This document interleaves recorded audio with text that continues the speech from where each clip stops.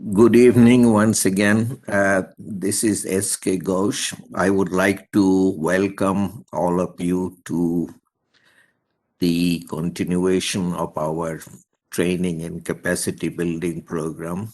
This is part of component S9 of the Urban Resilience Project. I'm sure most of you have been attending these seminars for a while. So I don't think any further introduction is necessary. Today it is structural module number 3.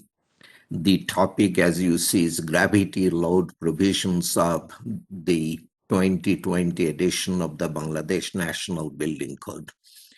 I had a bit of an announcement, but because most people have not arrived, I probably will start with the seminar and either make the announcement in the middle someplace or at the end. Hopefully, I will not forget by then. The gravity load provisions are in Part 6, Chapter 2. But in Part 6, Chapter 1, the title of the chapter is Definitions and General Requirements. There is a section on design for gravity loads, as you see, 1.4. And in that chapter, the topics covered are, first of all, there is a general section, then floor design, roof design, reduction of live loads, posting of live loads, restrictions on loading, special considerations, deflection, and camber. Other than the posting of live loads and restrictions on loading, most of the content is repeated in chapter 2. So I am not going to talk about any of these. There is also a section 1.6 on design for miscellaneous loads. Under that, the topics are self-straining forces, stress reversal and fatigue, flood, tidal or storm surge, and tsunami, rain loads, other loads. The stress reversal and fatigue is not talked about in chapter 2. Tsunami loads are also not talked about in chapter 2. And it is not that you have a lot of guidance given in chapter 1 either, but they are mentioned. Kind of similarly,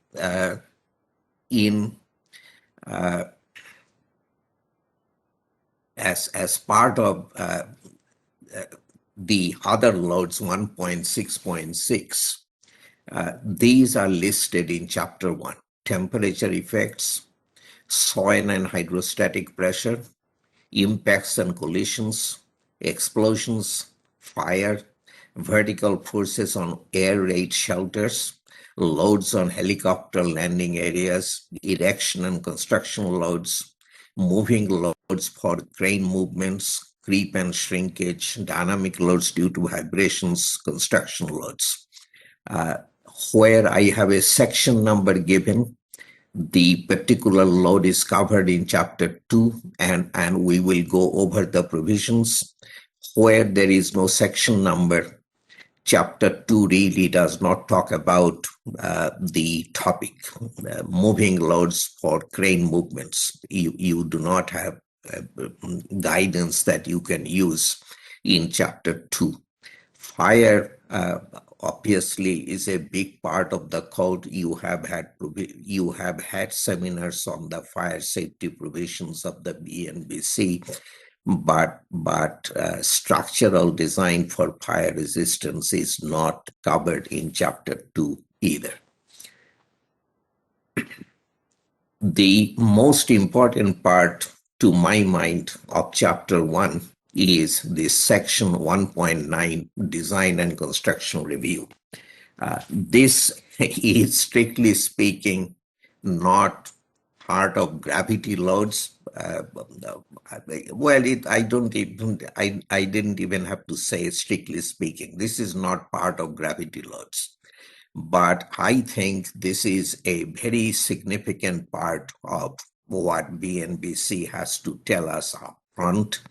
And I think it will be worthwhile spending a couple of minutes on the provisions of 1.9, design and construction review.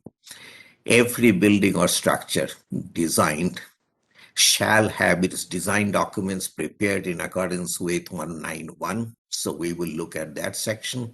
The minimum requirements for design review and construction observation. Those are very important terms. Design review and construction observation shall be those set forth under sections 192 and 193. So we will look at those as well. So the documents shall have design documents prepared in accordance with 191. Design review shall be in accordance with 192. Construction observation shall be in accordance with 193. So this is 191, design document. Quite an important section in my opinion. The design documents shall be prepared and signed by the engineer responsible for the structural design of any building or structure intended for construction. Signed by the engineer responsible for the structural design. The design documents shall include a design report, material specification, and a set of structural drawings. That the code is very, very clear. You have to have those three things: a design report, material specifications, a set of structural drawings, which shall be prepared in compliance with 192, 193 below for submittal to the concerned authority. For the purpose of this provision, the concerned authority shall be either persons from the government approval agency for the construction or the owner of the building or the structure or one of his representatives. The owner part I find a little curious. Typically, it is a governmental authority. In any case, Dhaka metropolitan area, it is Rajuk that you are dealing with. So for purpose of this provision, the concerned authority, meaning Rajuk, shall be Raju will be the concerned authority.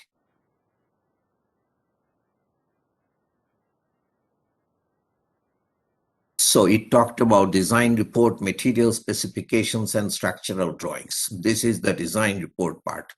The design report shall contain the description of the structural design with basic design information as provided below. And there is a long list actually given, which I have not reproduced here.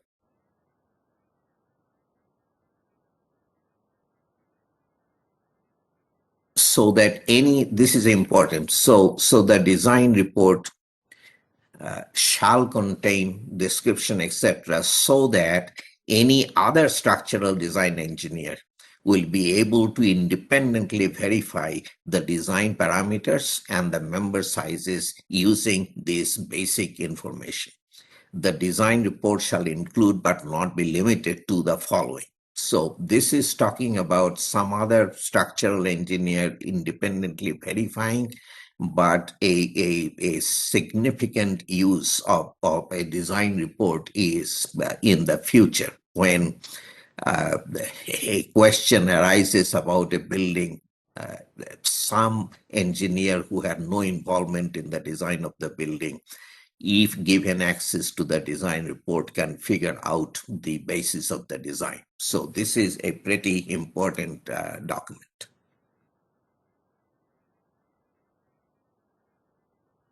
Structural drawings and material specifications, the other two parts. Drawings shall include but not be limited to the following. There is quite a bit said about structural drawings, which is important, and this is not typical of American codes, for instance, but that way I think it is very good that BNBC gives you very specific guidance. Design review. This I cannot emphasize anymore, and Project S9 is really about design review and inspection, which is not a term used in chapter 1, but I will come to that in a second. But design review is a large part of what project S9 is about. So the design documents specified in 191, which we just went through, shall be available for review when required by the concerned authority, okay? Which in your case again will be Rajuk. Review shall be accomplished by an independent structural engineer qualified for this task and appointed by the concerned authority. This is interesting that BNBC says this. Independent structural engineer qualified for the task appointed by Raju. Design review shall be performed through independent calculations based on the information provided in the design documents prepared and signed by the original structural design engineer to verify the design parameters, including applied loads, methods of analysis and design, and final design dimensions and other details of the structural elements. So this is extremely interesting. Design review shall be performed through independent calculations. So as part of Project S9, we have actually recommended to Raju very strongly that third-party reviewers be appointed for not only structural design review, but also for non-structural design review. We have not, however, insisted that design review shall be performed through independent calculations. This is in the BNBC. It is up to Raju how much of it they want to enforce. But I find it very interesting that the code has chosen to say this. The reviewing engineer shall also check the sufficiency and appropriateness of the supplied structural drawings for construction. This is also important. Shall also check the sufficiency and appropriateness of the supplied structural drawings for construction. Somebody needs to take a look at that, that the drawings are good enough for the construction purposes. Then the review that the code talks about. Construction review. We talked about design review. This is now construction review. Construction observation. This is the term BNBC has chosen to use. Shall be performed by a responsible person who will be a competent professional appointed by the owner of the building or the structure. Okay? This is everything said here is important. Construction observation shall be performed by a responsible person who will be a competent professional appointed by the owner of the building or the structure. Construction observation shall include but not be limited to the following: specification of an appropriate testing and inspection schedule prepared and signed with date by the responsible person, a review of testing and inspection reports, and a regular site visit to verify the general compliance of the construction work with structural drawings and specifications provided in 193 above. Now, what I think is extremely important is everything that is being talked about is what the owner is required to do. Okay? The term here is observation. Now, a big part of what S9 is dealing with is structural inspection. Structural, also non-structural.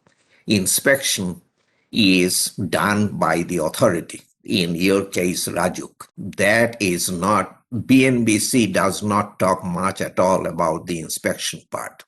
So this observation is important. This is the owner's responsibility, without which things really do not work. But then there has to be independent inspection by the authority, which is Rajuk, and that is not talked about in chapter 1. Okay.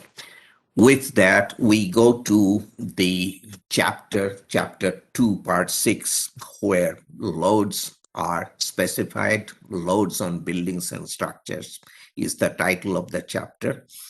So we in this chapter have not only gravity loads, but also everything else that we have to deal with in structural design. So there are sections on dead loads, live loads, wind loads, earthquake loads, then miscellaneous loads, under which there are quite a few listed, and then uh, what do we do with these loads in structural design? That's where the combinations of loads come in. Very, very important section 2.7. I will in fact start with that, combinations of loads. But let us talk about the loads for a little bit. I want you to think in very broad terms. So when we put up a structure, when an owner spends money acquiring land and building a structure, the sole purpose of the structure, I don't know if you ever thought in these terms, is to carry live loads. Those are the only user-imposed loads. We want to do something on the floors of the structure. We want to sleep on them or work on them or dance on them or whatever we want to do. We want to carry on activities on the floors of the structure, maybe also on the roof. And those activities will impose what we call live loads on the structure.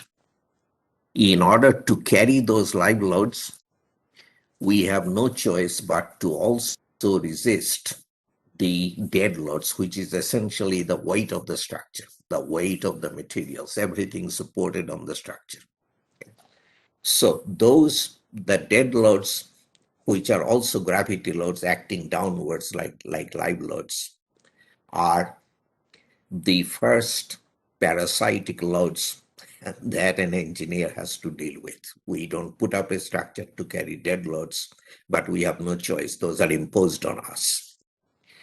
Wind and earthquake are exactly the same way. Those are environmental loads, as we call them. Those are not user imposed.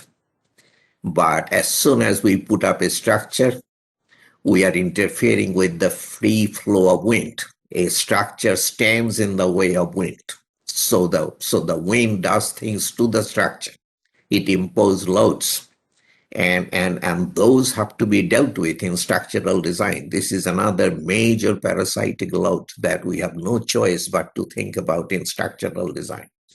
Earthquake loads are exactly the same way, parasitic. We do not put up a structure to carry earthquake loads, but we have no choice. If the structure is in earthquake country, we have to spend a lot of time and effort making sure that the structure will be standing up in an earthquake.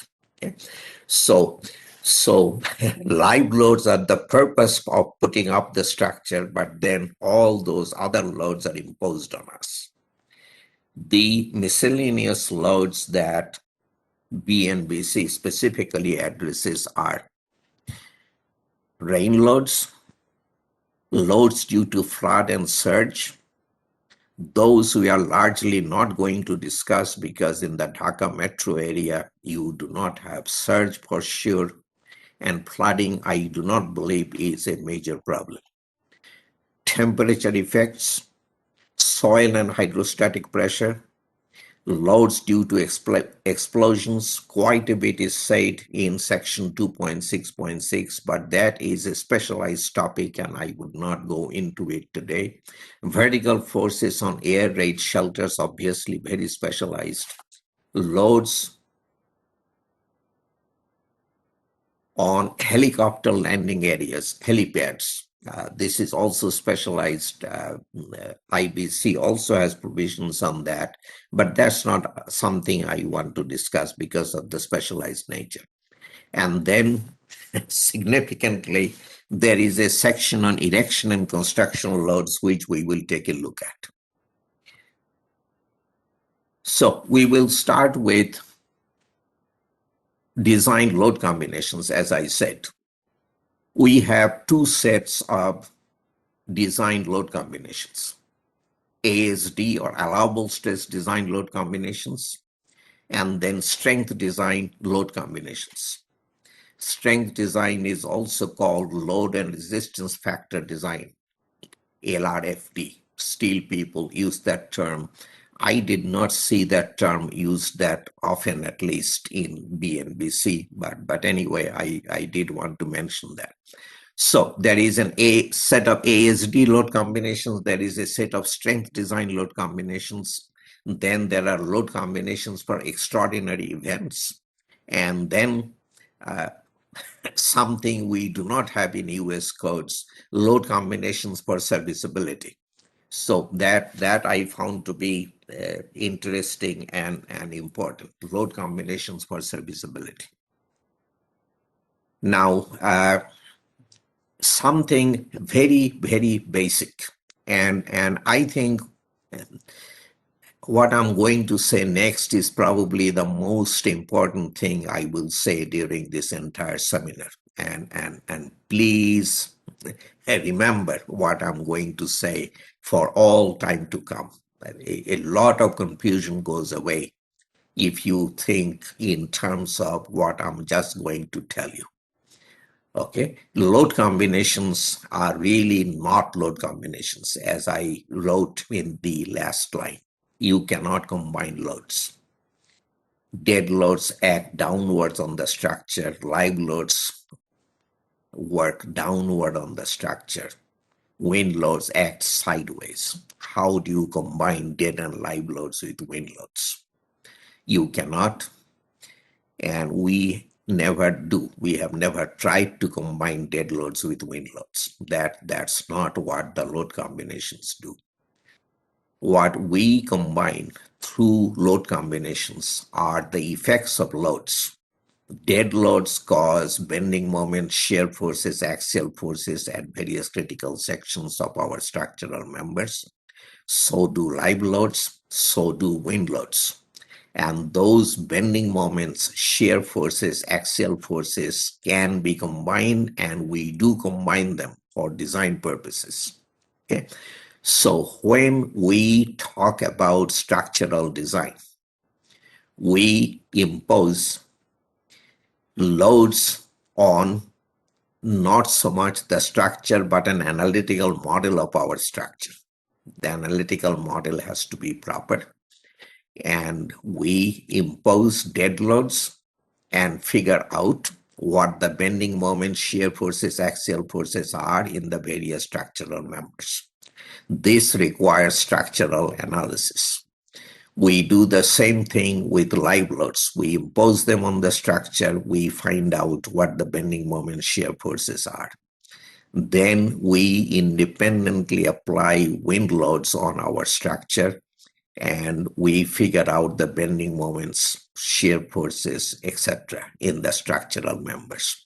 Then in the design of a structural member, we combine the bending moments caused by dead loads, the bending moments caused by live loads, the bending moments caused by wind loads, and then we design for the resultant bending moments.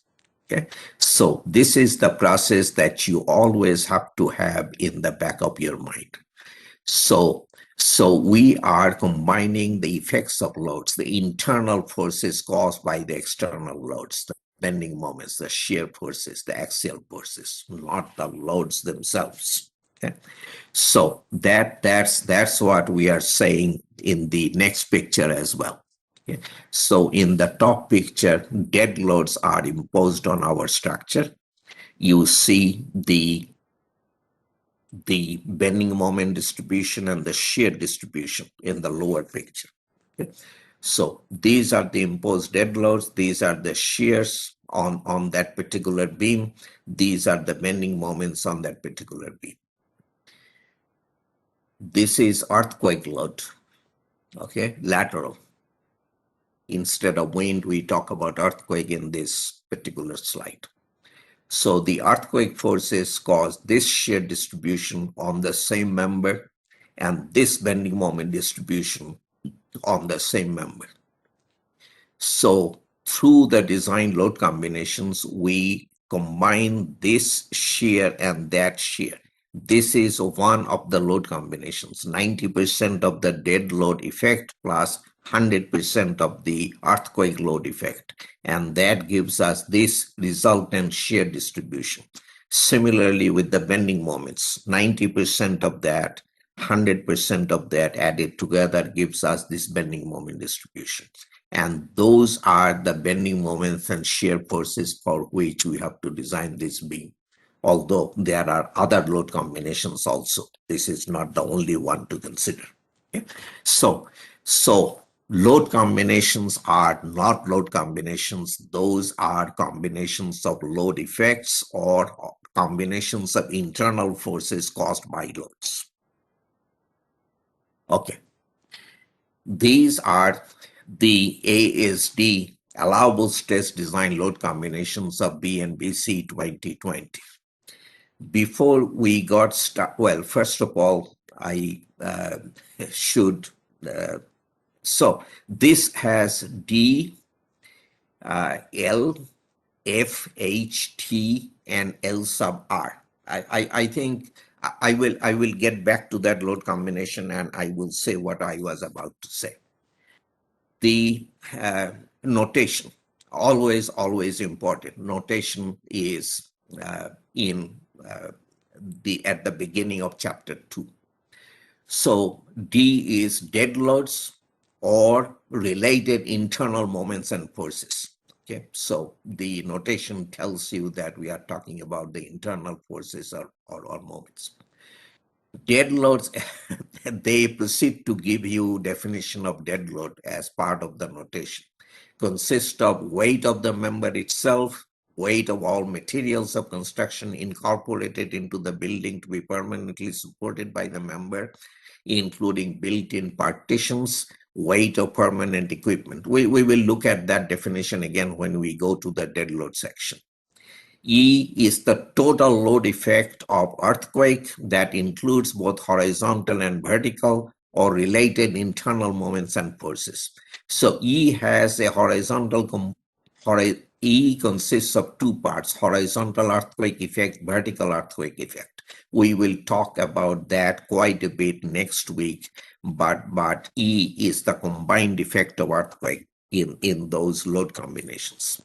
F is the loads due to weight and pressures of fluids. F is for fluids. These have to be fluids with well-defined densities and controllable maximum heights. So F is the weight or pressure of fluids or related internal moments and forces. F sub A, loads due to flood or tidal surge or related internal moments and forces. So F sub A is for flood loads. H, loads due to weight and pressure of soil. The H is for hydrostatic pressure. And so pressure of soil, water in soil or other materials, related internal moments and forces. L is the live load due to intended use and occupancy, including loads due to movable objects and movable partitions, and loads temporarily supported by the structure during maintenance or related internal moments and forces. Those things are important, including loads due to movable objects and movable partitions. So movable partition load is live load, not dead load. And loads temporarily supported by the structure during maintenance, then or related moments and forces. For resistance to impact, if resistance to impact loads is taken into account in design, such effects shall be included with the live load L. That's also something important that is said. Okay, so resistance to impact has to be included in the live load. L sub R is roof live load. So there was a time, I do not remember when that changed. When I started out, definitely there was no distinction between floor live load and roof live load. It was all L, and also for the roof, we always used L. Then in AC7 at some point a major distinction was made. So now L is floor live load, L sub R is roof live load. R is rain load. T is very important in certain applications, not always. Self-straining forces, cumulative effect of temperature, creep, shrinkage, differential settlement, shrinkage compensating concrete, combination thereof, etc., etc. T stands for temperature, but I would like you to think of T as the effect of restrained volume changes. Restrained volume changes. Okay, a very simple, crude example. Okay, you cast a 20 feet long concrete beam. As soon as you are done casting it, it begins to shrink. Concrete shrinks because water evaporates out of the concrete. So in time, several months, your 20-foot long beam will be 19 foot 11 inches. Now, if you let the shrinkage take place unimpeded, nobody is going to miss the 1 inch. But that's not the problem. The problem is basically all the time in cast in place concrete, this beam frames into columns or walls, which will not let the beam shrink. The beam wants to shrink, but the walls that the beam frames into won't let it shrink. And when that happens, when you restrain the shrinkage, the beam is set in tension. Something wants to shorten, you don't let it shorten. That means you are pulling on it, you are setting it in tension. And concrete is weak in tension.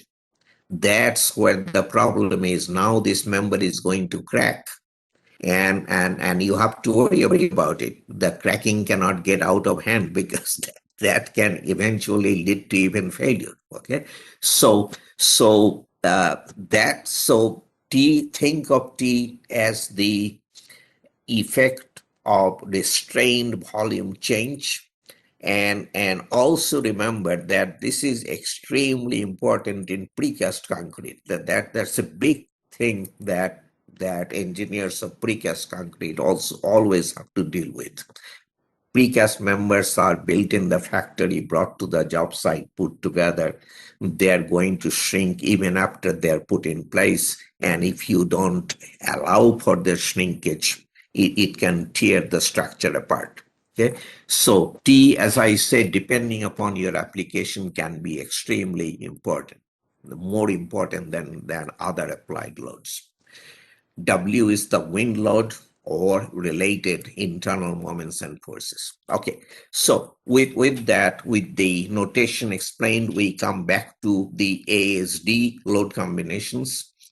And I had a question even before I started saying that the load combination on L sub R, I have shown it as 1, it is 0.75 in BNBC, or the other way around, I do not remember. I copied this, literally copied them directly out of BNBC 2020. So there should not be any discrepancy. If there is, I did not mean to inject it. These are supposed to be BNBC 2020 LRFT load ASD load combinations as printed in the code. Okay. We have gravity load combinations. We have gravity plus wind. We have gravity plus earthquake. Okay. If you strip the load combinations of FHT, fluid, hydrostatic pressure, and temperature effects, which are not always present, this is what the load combinations look like. Okay, look much more reasonable. So the first 3, or actually first 4, are gravity only. Then you have gravity plus wind and gravity plus earthquake. I hope you see them. And ASD load combinations mean that we use in the load combinations the loads as specified in the code at the service level, so-called. And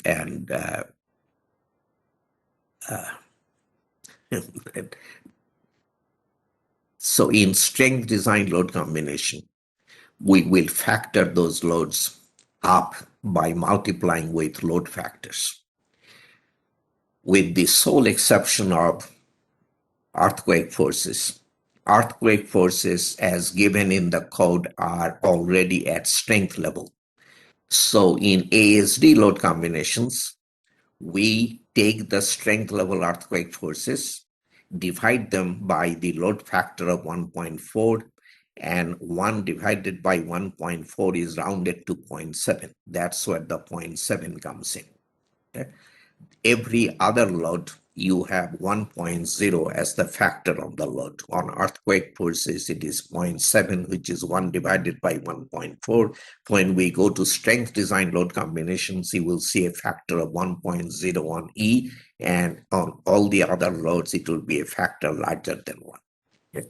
The 0.75 is because the highest dead loads and highest wind loads are unlikely to occur simultaneously. That's what the 0.75 is supposed to be dealing with. Now, in the old days, at least, we used to take allowable stress increases. In ASD, we look at the stresses caused by the various loads, the combinations of loads.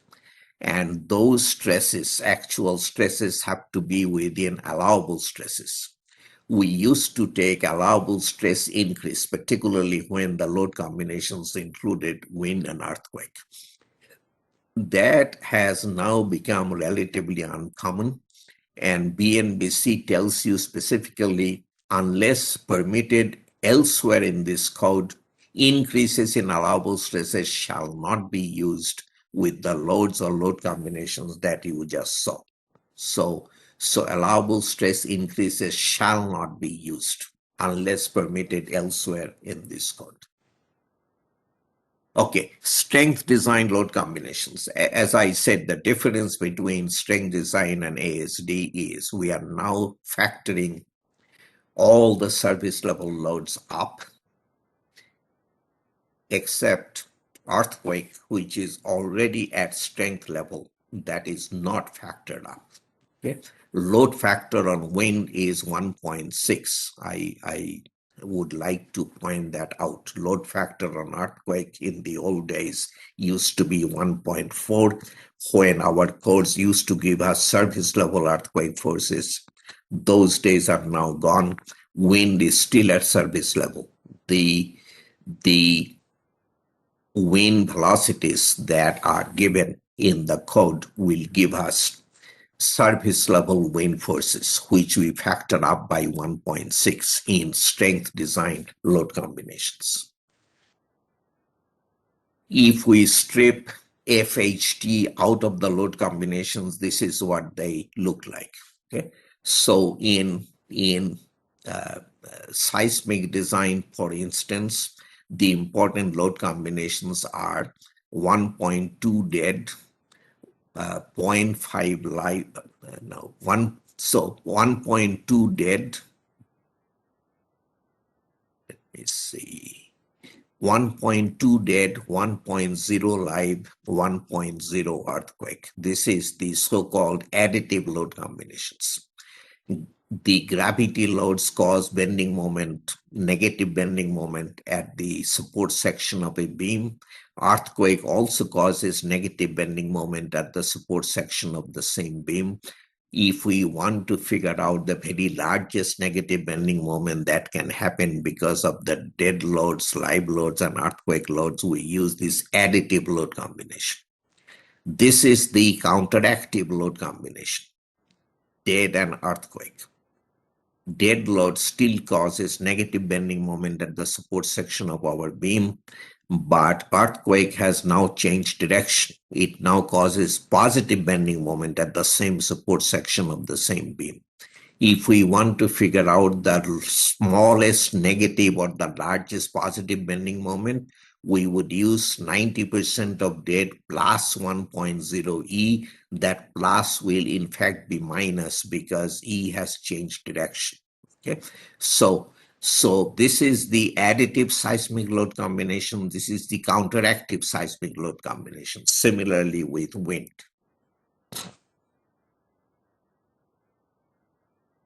Now, some very important things are said that are part of the load combinations.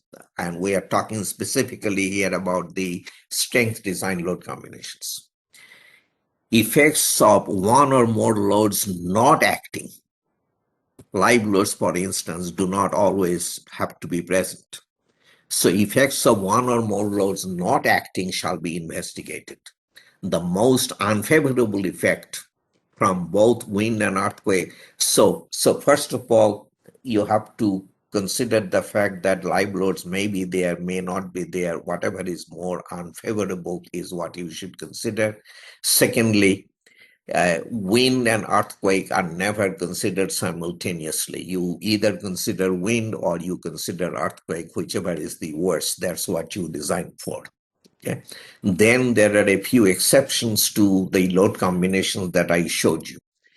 So the live load factor in these load combinations is 1.0, but then this exception says that the 1.0 can be taken as 0.5 unless you are designing a parking structure, a place of public assembly, or an area supporting more than 100 pounds per square foot of live load. The 100 pounds per square foot is 5 kilonewton per square meter.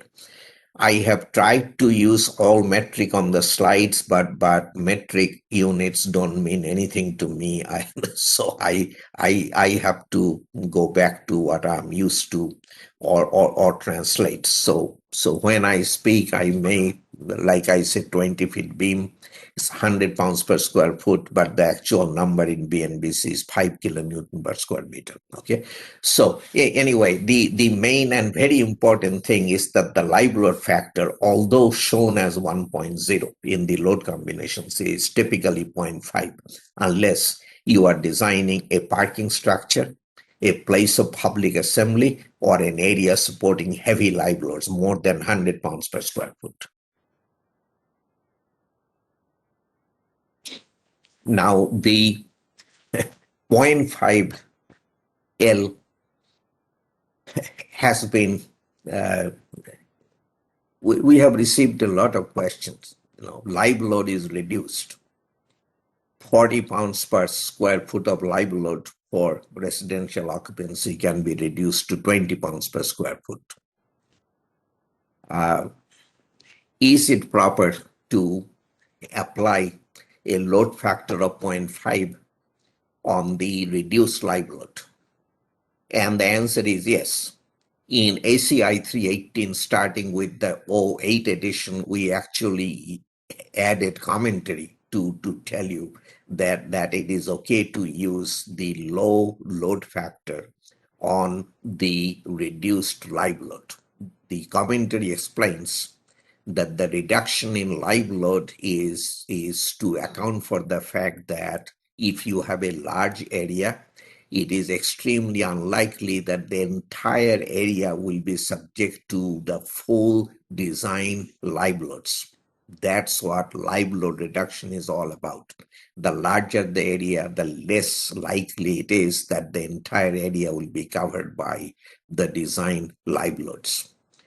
The 0.5 load factor on L reflects the reduced probability of simultaneous occurrence of maximum values of multiple transient loads. Okay, maximum live loads, maximum wind, maximum earthquake, those are not going to happen at the same time.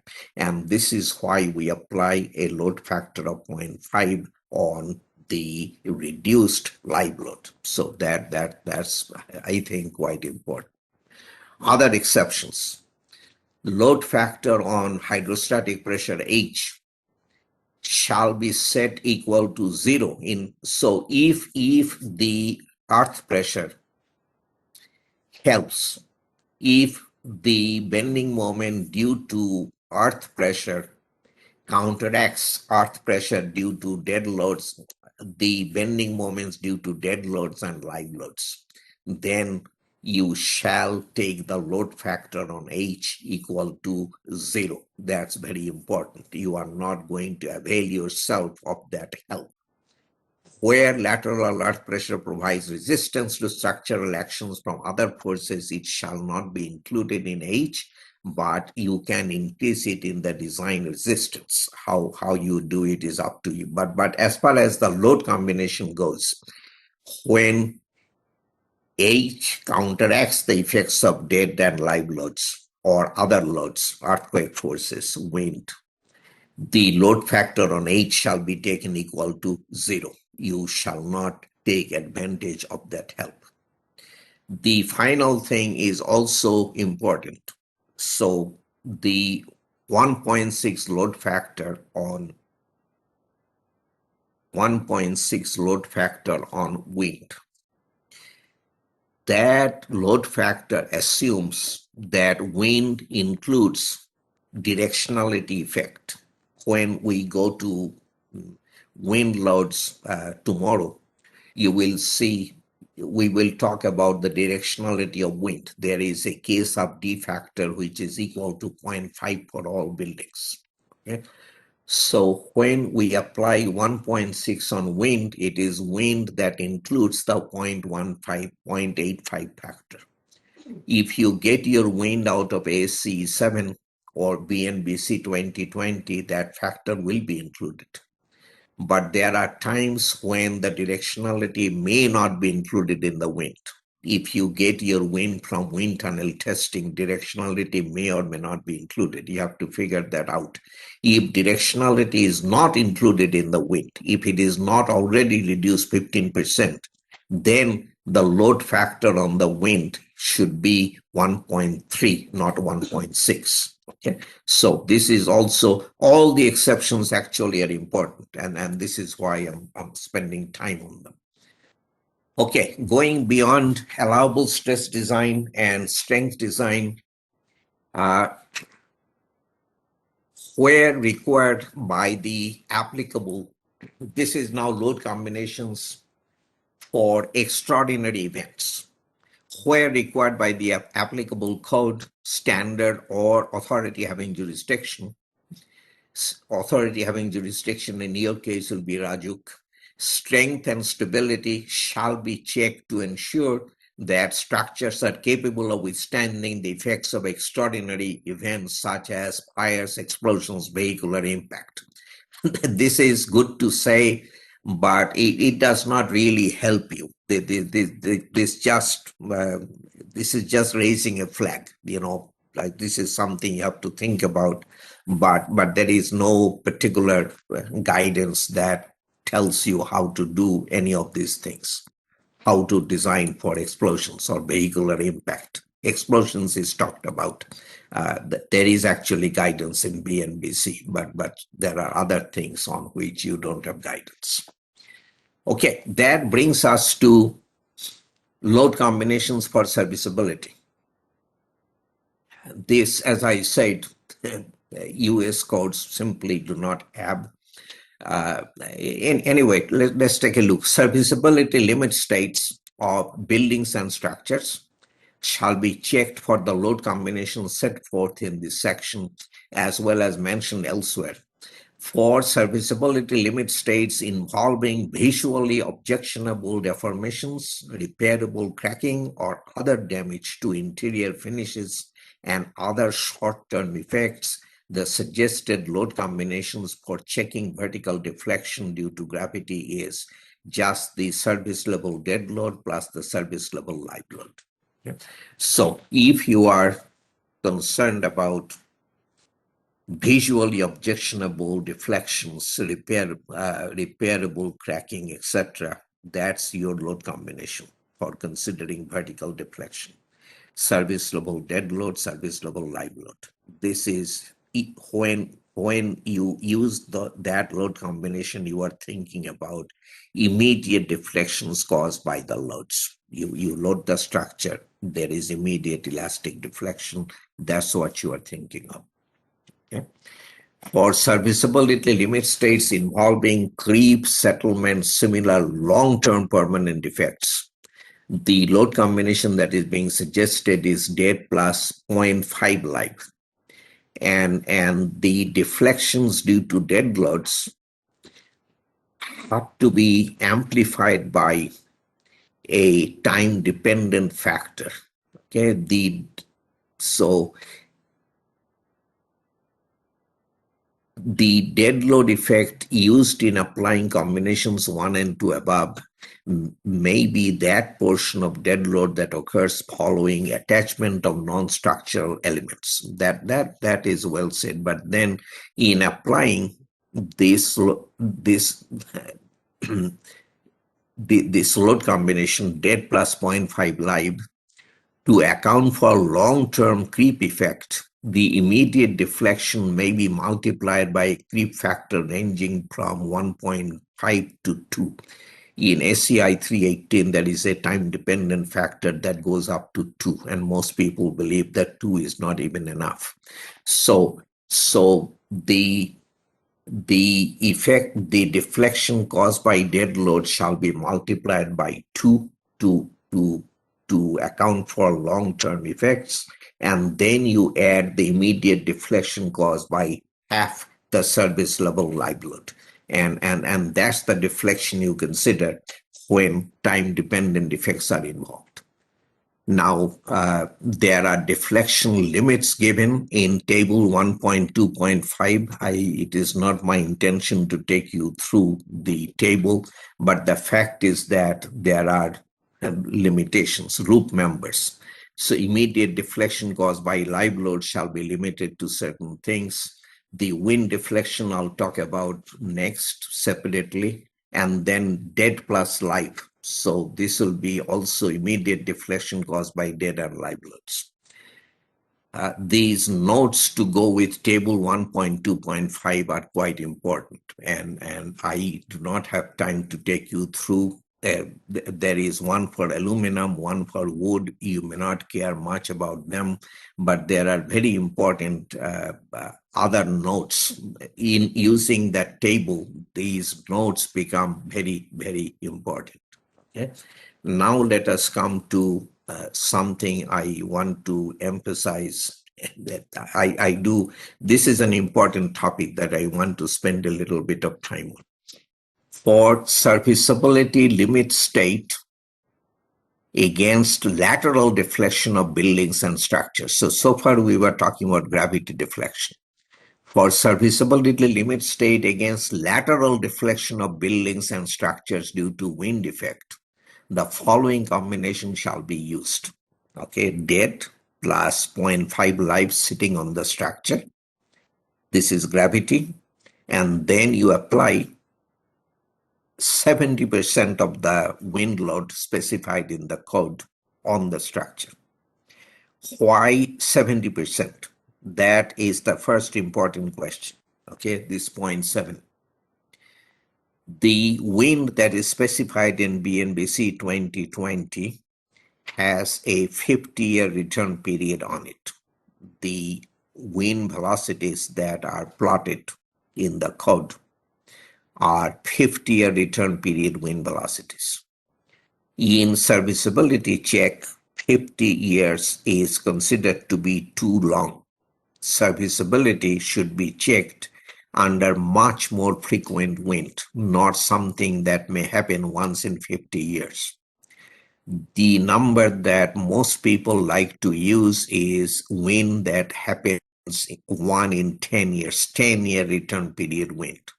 The 0.7 factor converts the 50-year return period wind down to 10-year return period wind. That's where the 0.7 comes from. Okay, so you apply dead and 0.5 live on the structure, and then you hit the structure with 70% of the surface level wind, bringing it down to 10-year return period wind. Okay, and under that combination, the the lateral deflections have to be within certain limits. Okay, the limits are, this is something I absolutely want to talk about. The overall sway at the top level of the building or structure due to wind loading shall not exceed 1 over 500 times the total height of the building above ground. So total height divided by 500 is the limit on the total deflection at the top of the building due to wind. The 70% of W. Okay? Now, what I do want to say is that in US codes, we have never had a limit like this. Okay? Various design offices have their own uh, criteria, and height over 500 is very popular. But when we say height over 500 in a typical US design office, they will not decrease the W by 0.7. Okay, so that is one difference. Secondly, and more importantly, we have never imposed a limit in the code because the calculated deflection depends on your stiffness assumptions. And the stiffness assumptions have been very difficult to pin down. We have found it very difficult to agree on a set of stiffness assumptions that can be specified in the code using which you will calculate your deflections. Okay? But anyway, BNBC has gone ahead and given you a limit on total deflections caused by wind. Now then, then there is another part which I think is I do not understand, and I do not believe it is right. So the second part of this is talking about story drift.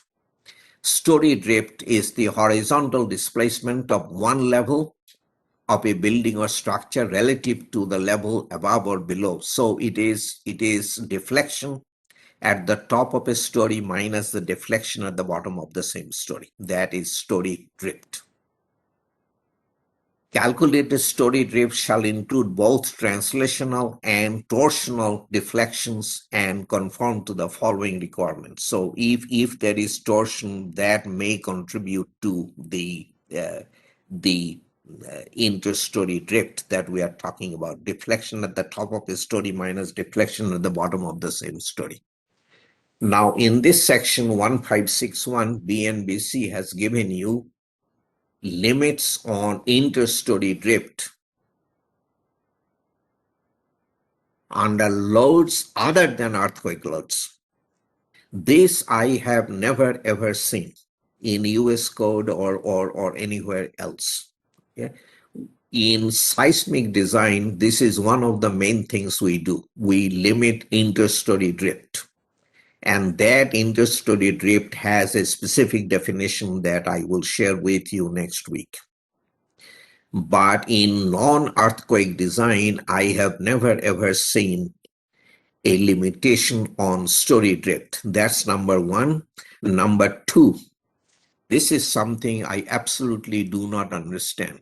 The limitations on story drift, this is interstory drift, deflection at the top of a story minus deflection at the bottom of the same story, is given in terms of the building height, not story height. And that I find to be totally like, I do not understand. And in all due respect, I do not believe this makes any sense. How do you put a limit on interstory drift based on the total height of the structure? It has to be story height. I honestly do not understand this. So I did want to point this out. So there is one limit for the more rigid building, short period buildings, and there is another limit for the longer period buildings, which is well and good. and a very tight limit for unreinforced masonry structures, which also makes sense. But limits on interstory drift in terms of total building height, I absolutely do not understand. The drift limits above may be exceeded where it can be demonstrated that greater drift can be tolerated by both structural and non-structural elements without affecting life safety.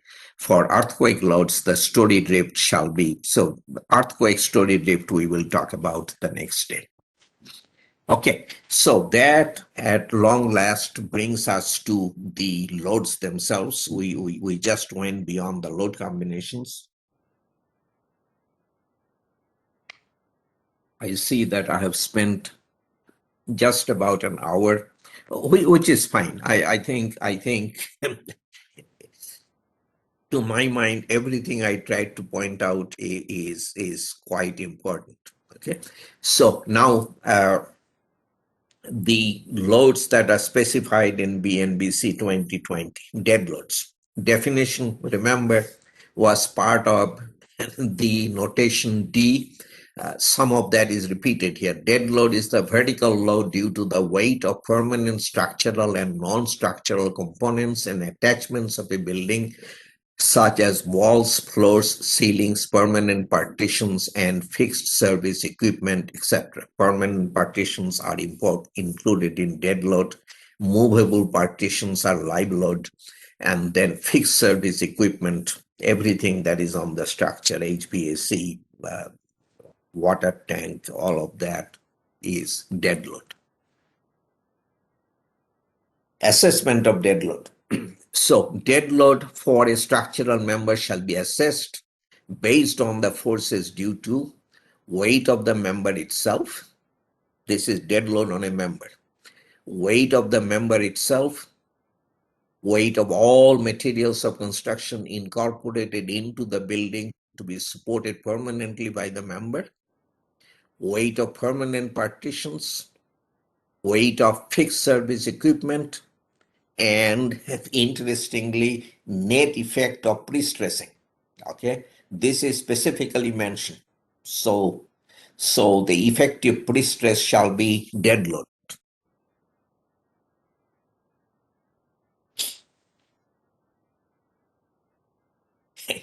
I think you are very lucky that BNBC gives you these weights of materials and construction for calculation of dead loads. We do not have that in ASC 7. So in estimating dead loads, the actual weights of materials and construction shall be used, provided that in the absence of definite information, the weights given in the two tables that we are talking about shall be assumed for the purposes of design. So if you have better information, you are free to use it. If you don't use the values in the table, there is a table of unit weight of basic materials. There is another table, weight of construction materials. So one is basically density, unit weight. The other is load in something like pounds per square foot. Both tables, I think, are extremely good to have. And the fact that they're included in the code, I think, is kind of nice. Weight of permanent partitions. When partition walls are indicated on the plans, their weight shall be considered as dead load, acting as concentrated line loads in their actual positions on the floor. Very, very specific, and that makes a lot of sense. The loads due to anticipated partition walls, which are not indicated on the plans, shall be treated as live loads and determined in accordance with the next section, the live load section 2.3. Okay. So loads due to anticipated partition walls which are not indicated on the plan shall be treated as live loads. Fixed service equipment. Fixed service equipment and other permanent machinery such as electrical feeders, heating, ventilating, air conditioning systems, lifts and escalators, Plumbing stacks, risers shall be included as dead load whenever such equipment are supported by structural members. Okay? So additional loads. This is something I find very interesting. So in evaluating the final dead loads on a structural member for design purposes, allowances shall be made for additional loads resulting from: number one, difference between the prescribed and the actual weights of the members and construction materials, difference between prescribed and actual. Two, inclusion of future installations. Three, changes in occupancy or use of buildings. Four, inclusion of structural and non-structural members not covered in the earlier sections. This I frankly have never, this is very unusual for an engineer to consider. What I have seen, and this is quite common, somebody is designing an office building, the live load in AC 750 pounds per square foot, but there is expectation that the building will be sold down the line, and you do not know that somebody will not move a library into some of the spaces. So instead of 50 pounds per square foot, the designer would design for 70 or 80 pounds per square foot of live load. This is quite common, and that makes a lot of sense. Gives the owner a lot more flexibility when it comes to selling or change of ownership. But this advice on dead loads, I do not believe that many engineers think in those terms. Okay, that brings us to the live load section. Definition of live load. Live load is the load superimposed by the user occupancy of the building, not including environmental loads such as wind, rain, earthquake, and not including dead load. Okay. So once again, going back, live loads are the only user imposed loads. Live loads are the reason why we put up a structure. Okay, so please remember that for all time to come. Live loads are extremely important, and you have to pay proper attention to the live loads that you are designing for. And and this dead loads don't change from one code to another, to one edition to another. Live loads, on the other hand, if you look at AC 7 editions going back, things have changed. I wouldn't say drastically, but there are changes being made in every edition. Anyway, minimum floor live loads. Minimum floor live loads shall be the greatest actual imposed loads resulting from the intended user occupancy of the floor, shall not be less than uniformly distributed load pattern specified in section such and such. The live load shall be assumed to act vertically upon the area projected on a horizontal plane.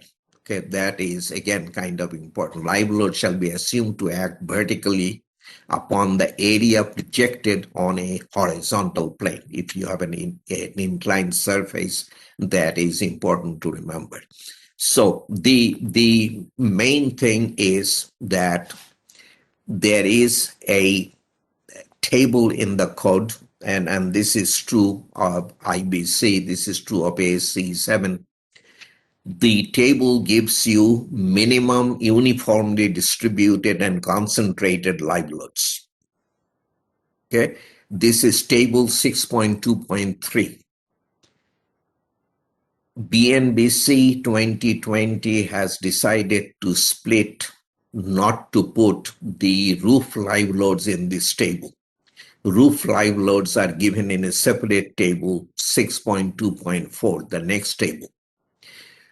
So this table is, I would say, one of the most important parts of the structural one of the most important items in the structural chapters of the code. The minimum uniformly distributed and concentrated liveloads. Okay, so the uniformly distributed liveload shall not be less than the values listed in the table, reduced as may be specified. So the tabulated values of liveload may be reduced, applied uniformly over the area of the floor or any portion thereof to produce the most adverse effects in the member concerned. Concentrated loads. So the table gives you uniformly distributed loads and also concentrated loads. Both are not supposed to be applied at the same time. You apply the distributed loads, you separately apply the concentrated loads, and you design for the worst effects. That's the idea. The concentrated loads to be applied non-concurrently, that's important. That's what I was trying to stress. With the uniformly distributed load shall not be less than the values listed. Unless otherwise specified, the concentrated load shall be applied over an area of 300 by 300 millimeter. That's only 12 inch by 12 inch. I find this to be a little bit I don't know, strange, but it is quite different. In AC7, going back to 05 edition, on which most of the structural provisions of BNBC 2020 is based, we use 2.5 feet by 2.5 feet, 30 inches by 30 inches, much bigger area. So smaller area obviously is worse. You have much higher stresses. So anyway, I did want to point that out. So the concentrated load shall be applied over an area of 300 millimeters by 300 millimeters shall be located so as to produce the maximum stress conditions in the structural members. In areas where vehicles are used or stored, such as car parking garages, ramps, etc., there are detailed provisions given that I chose not to go into. Partition walls. When partitions not indicated on the plans are anticipated to be placed on the floors, their weights shall be included as an additional live load acting as concentrated line loads in an arrangement producing the most severe effect on the floor unless it can be shown that a more favorable arrangement of the partition. This is quite a bit, but it's totally understandable upon reading. So when partitions not indicated on the plans are anticipated to be placed on the floors, then you do these line loads and so forth. Much more common is these light partitions that are movable. In the case of light partitions, wherein the total weight per meter run is not greater than 5.5 kilonewtons, a uniformly distributed live load may be applied. Okay, such uniform live load per square meter shall be at least 33% of the weight per meter run of the partition, subject to a minimum of 1.2. So the bottom line is minimum of 1.2 kilonewton per square meters. I believe that is about 25 pounds per square foot. We designed for a much lighter 15 pounds per square foot. So this 1.2 kilonewton per square meter minimum partition load is quite a bit. 25 is quite high. I actually never remember a time when we used 25 pounds per square foot. Anyway, so that's your requirement, 1.2 kilonewton per square meters. If you have more than one occupancy, 2 or more occupancies at different times, the value to be used from the table shall be greatest value for any of the occupancies concerned.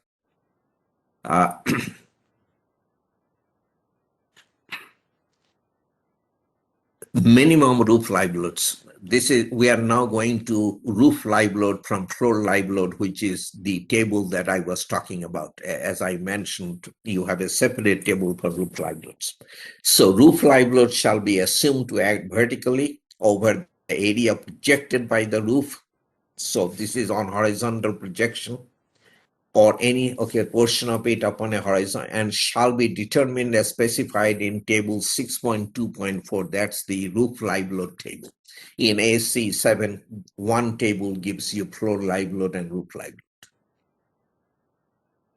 Then there is a section on live loads not specified. Live loads not specified for uses or occupancies shall be determined from loads resulting from weight of the probable assembly of persons, weight of the probable accumulation of equipment and furniture, and weight of the probable storage of materials. Okay, all of those things contribute to live load. The partial loading and other loading arrangement, I am not going to read. It tells you the right things. If you go back to strength of materials, that's what we have been taught to do. But in design offices, I can tell you, at least in US design offices where labor is very expensive, this is seldom done. So I'm not telling you don't worry about it, but I'm just giving you a bit of a perspective. Okay, so partial loading and other loading arrangements. Other live loads on miscellaneous structures and components, such as handrails and supporting members, parapets and balustrades, ceilings, skylights, and the like, shall be determined from analysis of the actual loads on them, but shall not be less than those given in. So there is another table, miscellaneous live loads, which I think is quite important. AC7 does not have a table like that, but some of the items in the table, like the in car parts, the curbs, or how the word doesn't come to me, the impact of the cars on the barriers on the site, those things are covered in AC7 separately, and they are in the table. So this 6.2.5 miscellaneous live loads, to me, is something that you should not overlook. Many structural engineers may not have to deal with that, but some do. And if you have to deal with that, that is an important table. Then this is something I think, just like I talked about the dead load tables being given in the code, I think you are lucky. This is another thing on which US standard does not give you specific guidance, but you have specifics given, which is very nice.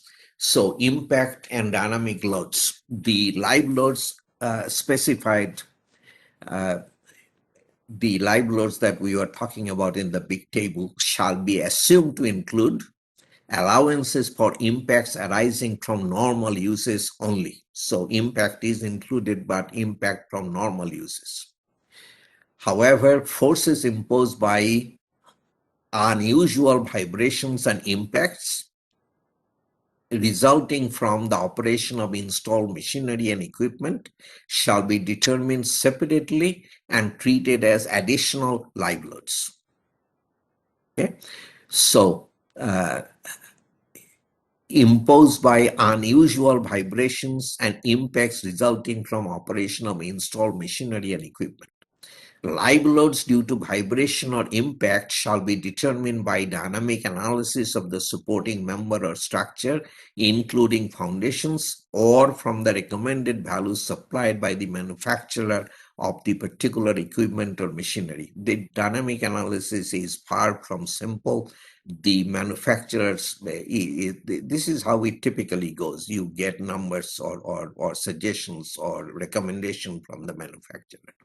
In the absence of definite information, values listed in table 626 are for some common equipment shall be used for design purposes. And I think this is a very nice table to have. I reproduced the table because I liked it so much. So lifts, hoist related operating machinery, so vertical load that you are designing for shall be increased 100% because of the impact. That's what this is saying. Light machinery, 20%. Reciprocating machinery or power-driven units, 50%. So this is a very nice set of recommendations that the code has given you, unless you know any better, unless your manufacturer can give you more informed recommendations. These are things you can fall back upon, which is very nice to have. Okay, reduction of liabilities, very, very important topic.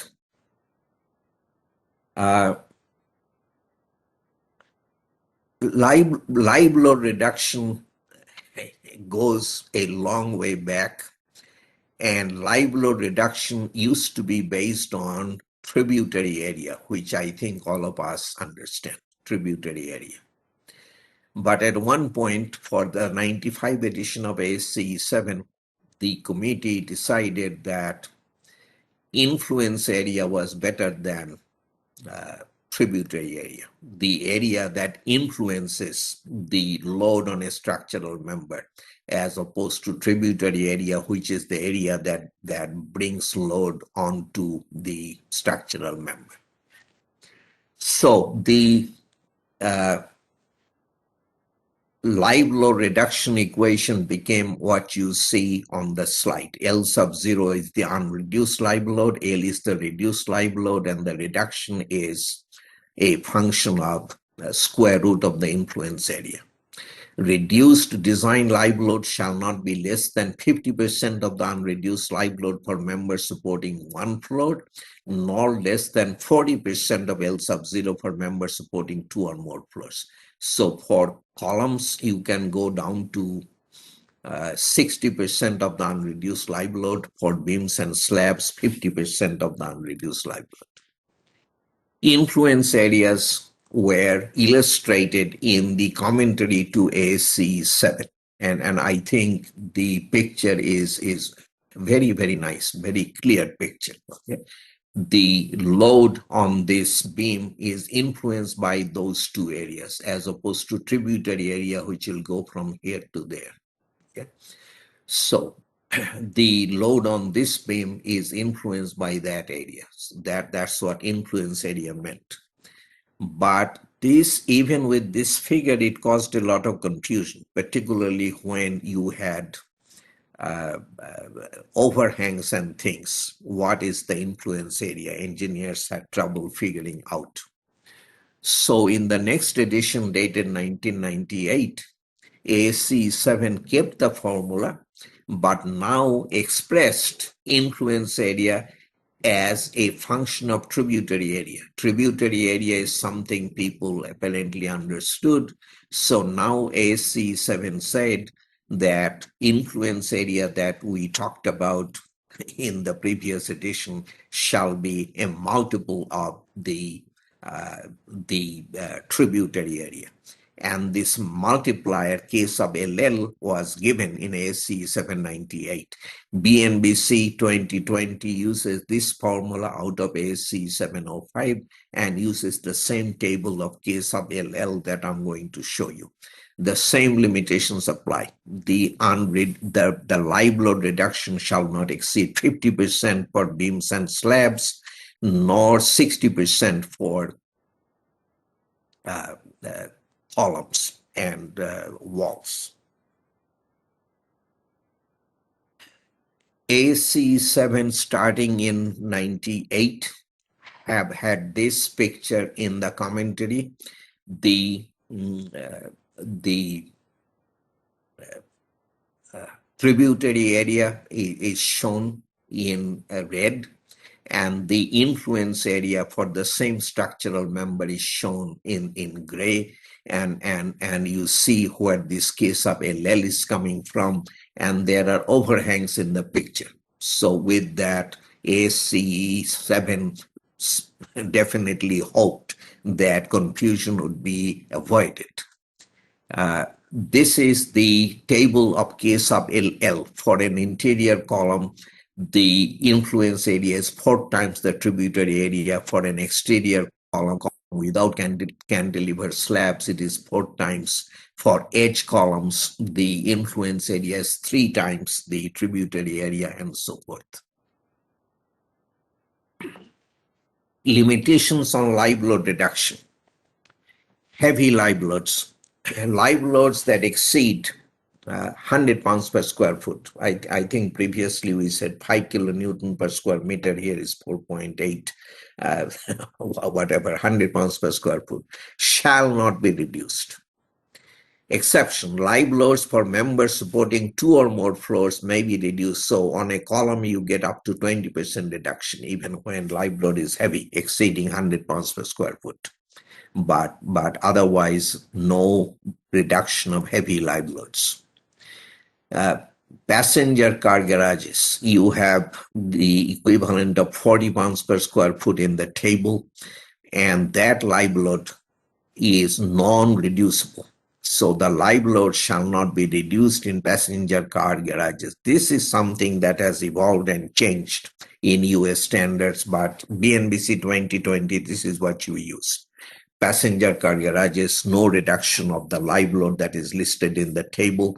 Live loads per member supporting 2 or more floors may be reduced by 20%.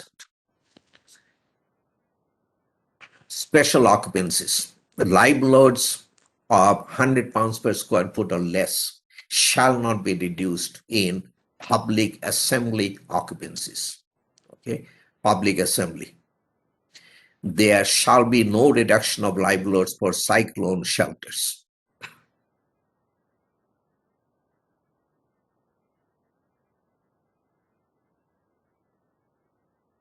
One-way slabs, the tributary area is up T for one-way slabs shall not exceed the area defined by the slab span times a width normal to the span of 1.5 times the slab span.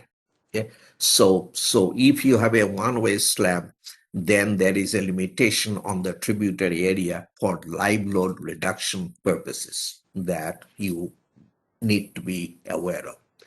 Roof live load, the minimum uniformly distributed roof live load. I forgot to change this table number. Sorry, this is an IBC table number. I have to do that. You know the table. I don't remember the number by heart. This is roof live load reduction. Depends on the tributary area and also the slope of the roof. So for area less than or equal to 18.58 square meters, no reduction. Between 18.58 and somehow interestingly here at this location, many other locations, I see that BNBC has made a soft metric conversion from the ASC 7 numbers. Other cases, it is hard metric. The numbers are rounded off. Anyway, so between 18.58 and 55.74 square meter, this is the live load reduction due to area, and larger roofs, it is 0.6, 40% reduction. Depending upon the slope, the F is defined here, and again, you go from 1 to 0.6. I think if you look at the slide, the details are clear. So roof live load reduction has 2 parts, one dependent on the area of the roof, the other dependent on the slope of the roof. Special purpose roofs, roofs that have an occupancy function such as roof gardens, assembly purposes, or other special purposes are permitted to have their uniformly distributed live load reduced in accordance with the floor live load reduction. Those special purpose roofs, if you are going to have meetings, assembly of people on your roof, then you cannot design for 20 pounds per square foot of roof live load. You have to design for assembly load. And assembly live load cannot be reduced, but there are other live loads. If you have a roof garden,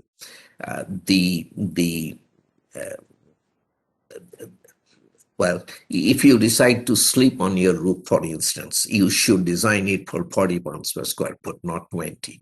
And that 40 pounds per square foot will be reducible. That's what we are trying to say here.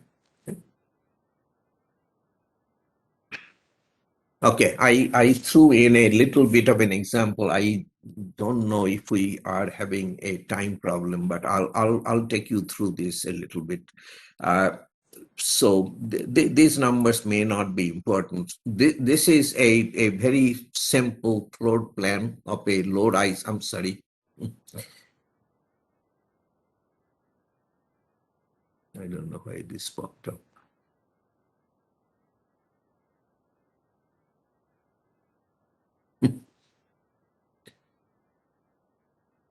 Okay, it will go away, hopefully.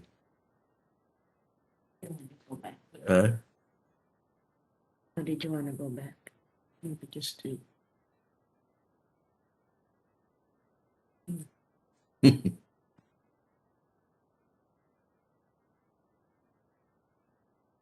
Oh, okay, it went away. Okay, thank you. So this is the simple plan of the building. There are shear walls on the two faces. Otherwise, there are columns, interior columns. There are 3 spans of 8 meters this way, 2 spans of 7 meters this way. Okay, and I will show you live load reduction for this column, and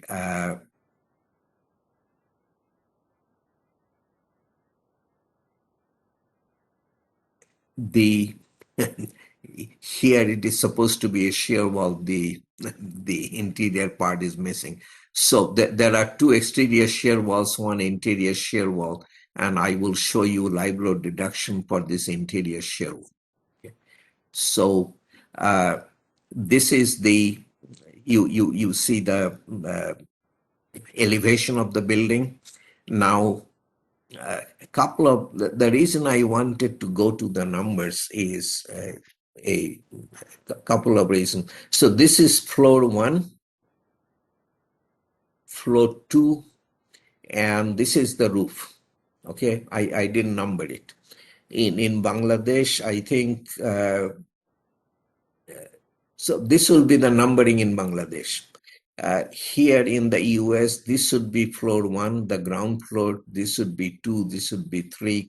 But anyway, for our purposes, this is floor 1, floor 2, and this is the roof.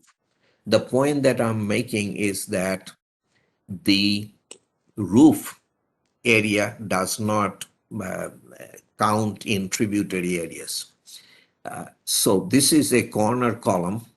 The tributary area is this, which will be half of the 8 meters, 4 meters, and half of the 7 meters, which is 3.5. So this is 14 square meters. 14 square meters, and the lower level column will be supporting 2 floors, so it is 28 square meters. Unreduced live load 2.4 kilonewtons per square meters. K sub LL for that corner column is 4. K sub LL times A sub T gives you 56 and 112. Using the formula that I showed you, you get 13.9% reduction, 31.8%. Maximum reduction is 50% for a column supporting 1 floor, 60% for a column supporting 2 floors, 13.9% governs 31.8. So these are the reduced live loads. The interior shear wall, the tributary areas are 112 and 224. The roof doesn't contribute. The unreduced live load is the same. K sub LL is 1. This is K sub LL times A sub T. The reductions are 31.8, 44.5. The maximum do not govern. So the reduced live loads are these. Very simple numbers. Hopefully this is done right, and hopefully this will help you a lot. Can partition load, the movable partition loads, 25 pounds per square foot in your case, be reduced since they are live loads? Nowhere does BNBC 2020 say explicitly that partition loads cannot be reduced. However, it is believed that it cannot be reduced because it is not listed in the table. My belief is that only the tabulated values can be reduced. Okay, beyond dead and live loads, the loads treated are miscellaneous loads, rain, flood and surge, temperature effects, soil and hydrostatic pressure, and the specialized loads I'm not going to discuss with you, I mentioned, and the erection and construction loads. So I do want to take a quick look. I have roughly a half hour left. I think the timing will work out. Okay, rain loads. I have to think a little bit how I'm going to manage the time. The rain loads, I found rain loads are obviously important. Dhaka area, flood and surge definitely is not there. Flood, I don't exactly know. I do not believe it's a major consideration, but rain loads obviously cannot be ignored. You design for the larger of roof live loads and rain loads. If rain loads are smaller than the roof live loads, 20 pounds per square foot or whatever, it doesn't count. But if the rain loads are higher, you have to design for the higher loads. Now, what is given in BNBC 2020, I think, is grossly inadequate for design purposes. So I included information here based on ASC 716, which is the last one out in print, and whether I will take you through, take the time to take you through, I'll have to figure out. Anyway, let's look at what BNBC has for rain loads. Rain loads shall be determined in accordance with the following provisions. Each portion of a roof shall be designed to sustain the load from all rainwater that could be accumulated on it if the primary drainage system for that portion is undersized or blocked. Ponding instability shall be considered in this situation. Ponding instability is something I decided not to go into. That's when the roof is deflected, and because of the rainwater and the ponding of the rainwater, then the accumulated rainwater then causes further deflection, and this can cause serious problems. So the solution is really drainage, but anyway, ponding instability is something that has to be investigated. ASC 7 says that, BNBC says that. Roofs equipped with controlled drainage provisions shall be designed to sustain all rainwater loads on them to the elevation of the secondary drainage system plus 1/4 kilonewton per square meter. Ponding instability shall be considered in this situation. So this is, I said grossly inadequate. That was probably overstated. What I find to be, anyway, let us look at this one more time. So roofs equipped with controlled drainage provision shall be designed to sustain all rainwater loads on them to the elevation of the secondary drainage system plus 0.25 kilonewton per square meter. Okay. Now let us look briefly at what we have in ASC 716, and I have gone a little bit beyond. So ASC 716, each portion of a roof shall be designed to sustain the load of all rainwater that will accumulate on it if the primary drainage system for that portion is blocked, plus the uniform load caused by water that rises above the inlet of the secondary drainage system at its design flow. So rainwater that will accumulate on it if the primary drainage system is blocked.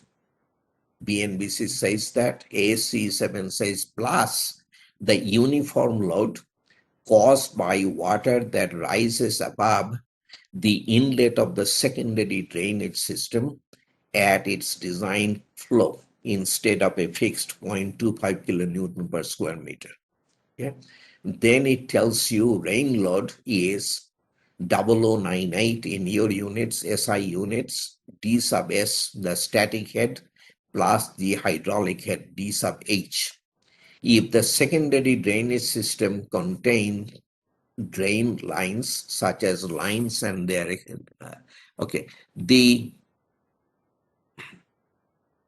so rain load shall be based on the total head, static head D sub S plus hydraulic head D sub H associated with the design flow rate for the specified secondary drains, etc. So this is the governing equation. You want to calculate design rain loads.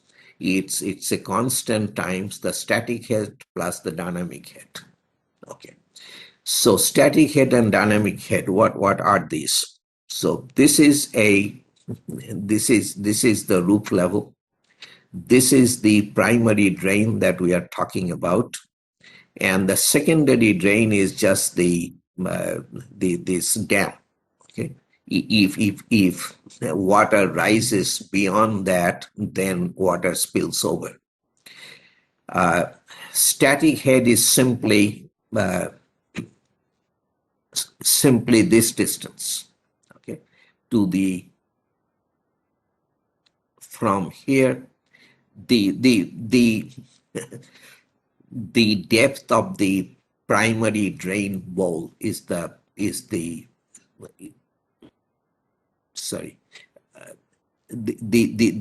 So this is the roof.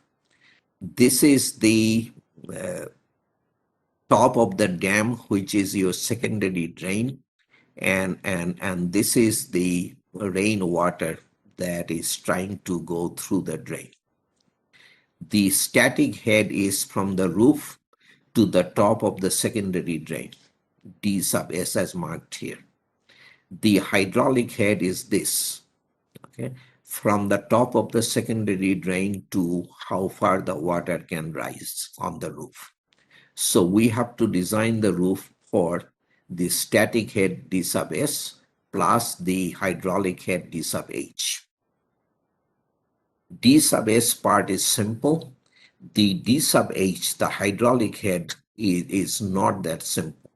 Now, it is entirely possible that BNBC is giving you the 0.25 kilonewton per square meter for the hydraulic head. That's the total weight of rainwater because of the hydraulic head. It is entirely possible. I do not know. So the depth of water D sub H above the inlet of the secondary drainage system is the hydraulic head in reality is a function of the rain load intensity I at the site, the area of roof serviced by the drainage system, and the size of the drainage system. So this is the equation that you find, I forget now, I think this is in the commentary to ASC 7 rain load provisions. So the flow rate Q is a constant times the area that contributes to the rain load going through the drain, and I is the rain load intensity. So the rain load intensity figures in. The rain load has to, the design rain load has to be a function of the rain load intensity. This is what is missing in BNBC 2020. This is why I decided to go into ASC 716 to tell you about the tie-up. So the hydraulic head D sub H depends on the flow rate, which depends on A and I being the rain load intensity, and A being the area contributing to the rain load going through the drain. So A is tributary roof area plus 1/2 of the wall area that diverts rainwater onto the roof, serviced by a single drain outlet in the secondary drainage system. I is design rainfall intensity in millimeters per hour. Yeah. The design rain load intensity, where does it come from? And what rain load intensity are we talking about? This is the important stuff. The usual design rain load uses a 60-minute duration, 100-year return period rainfall event for the design of the primary drainage system, 60-minute duration, 100-year return period for the primary drainage system. 15-minute duration, 100-year return period rainfall for the secondary drainage system. There is a NOAA, National Oceanic and Atmospheric Administration, a federal agency website that gives you the rainfall intensity for all kinds of durations and all kinds of return periods. So for any US location, you can go to that website and find the rain load intensity for the duration you want and the return period you want. With the rain load intensity, you can figure out the flow rate, and with the flow rate, you can figure out the hydraulic head. And the hydraulic head plus the static head gives you the rain load that you design your roof for. Obviously, BNBC does not tell you all of this, does not relate the rain load to the rain load intensity. So I kind of found it to be inadequate, and I would like to know more about how the BNBC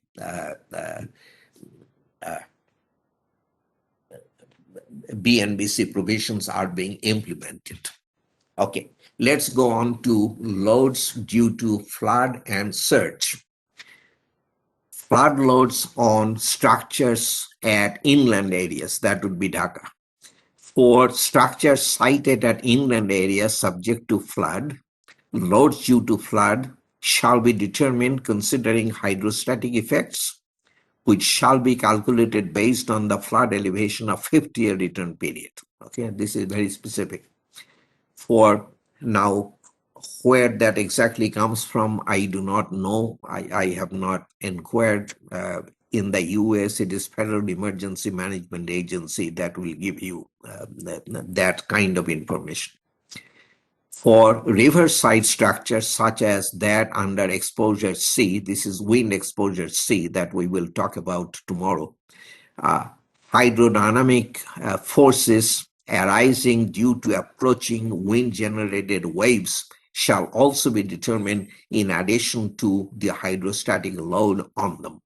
In this case, the amplitude of such wind-induced water waves shall be obtained from site-specific data. So this already is getting pretty complicated for riverside structures such as under exposure C. So again, I do not know that flood loading is a big concern in the Dhaka area, and if it is, I do not know how this BNBC provision is being implemented. But I today am not going to go beyond that. I'm not trying to go beyond that. As far as surge goes, high surge risk areas are in South Bengal, the bright red in this map. The not so high surge risk areas are the pink on the map. Obviously, Dhaka is far removed, so this tidal surge is not a concern in design that Raju will have to check. Temperature effects. Let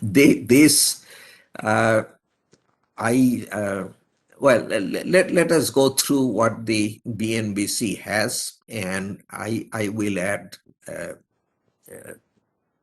my kind of perspective on that. So temperature effects, if significant. Now before I go in, I would remind you again The term in the design load combinations is T. T is definitely for temperature effect, but T represents much more than temperature effect. It is, again, this is probably the fifth time I'm saying this, it is the effect of restrained volume changes. Please always think in those terms. It is the effect of restrained volume changes. The volume changes may be due to temperature change. It may be due to shrinkage of concrete. It may be due to creep of concrete. It could be a lot of things. Okay, so temperature effects, if significant, shall be considered in the design of structures or components thereof in accordance with the provisions of this section. In determining the temperature effects on a structure, the following provisions shall be considered. The temperature indicated shall be the air temperature in the shade. The range of the variation in temperature for a building site shall be taken into consideration. Now, what I found just reading this is range of temperature variation. It does not tell you from day to night. That is a variation that we consider. We also consider seasonal variation. What is the lowest temperature during the year? What is the highest temperature during the year based on lots of records? Both one or the other or both need to be considered depending upon the application. Effects of the variation of temperature within the material of a structural element shall be accounted for by one of the following methods. Relieve the stresses by providing adequate numbers of expansion or contraction joints. That is not a bad solution. That actually, in fact, is a good solution. You avoid the problem. But the joints that are being talked about are very difficult to maintain through the lifetime of a structure. They are likely to be liable to be a headache through the lifetime of the structure. So we do not really favor joints. There are pore strips and things that can serve the same purpose. Pore strips would be you cast a stretch of concrete, then you leave a couple of feet open, the reinforcement is continuous, then you pour the next strip and so forth. And then after most of the shrinkage has taken place, you come back and fill the gaps that you kept. So these are called pore strips, and that way we have been very successful in getting rid of the effects of shrinkage in structures. Now, if you go beyond 500-600 feet, you have to have joints, but up to something like 500 feet, we can do without joints. But joints or something like the joints, which would be the pore strips, is a good solution. This is one way to avoid the problem or design the structural element to sustain additional stresses due to temperature effects.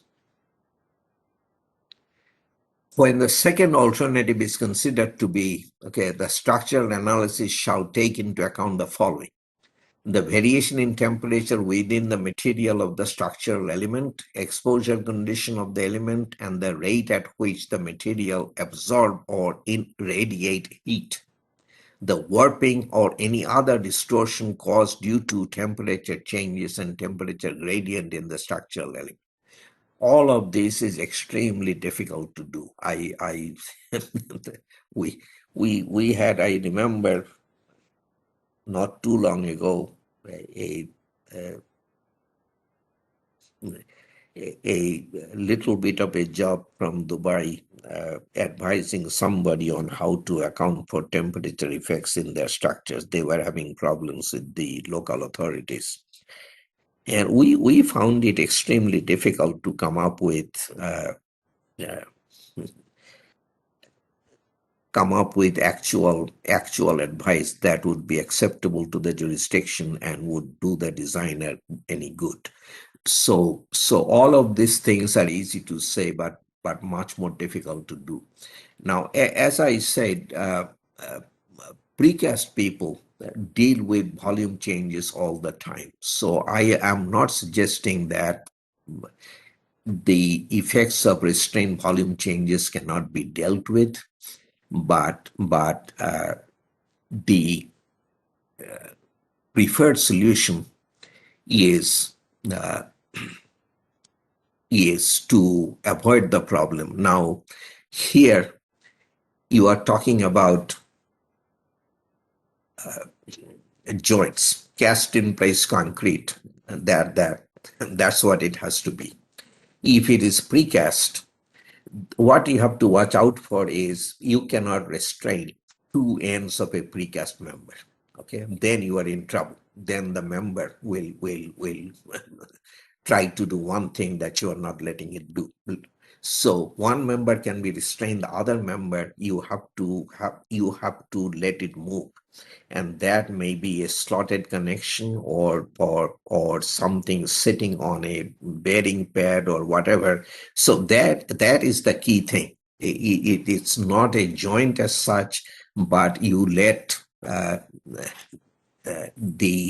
you don't restrain two ends of a member.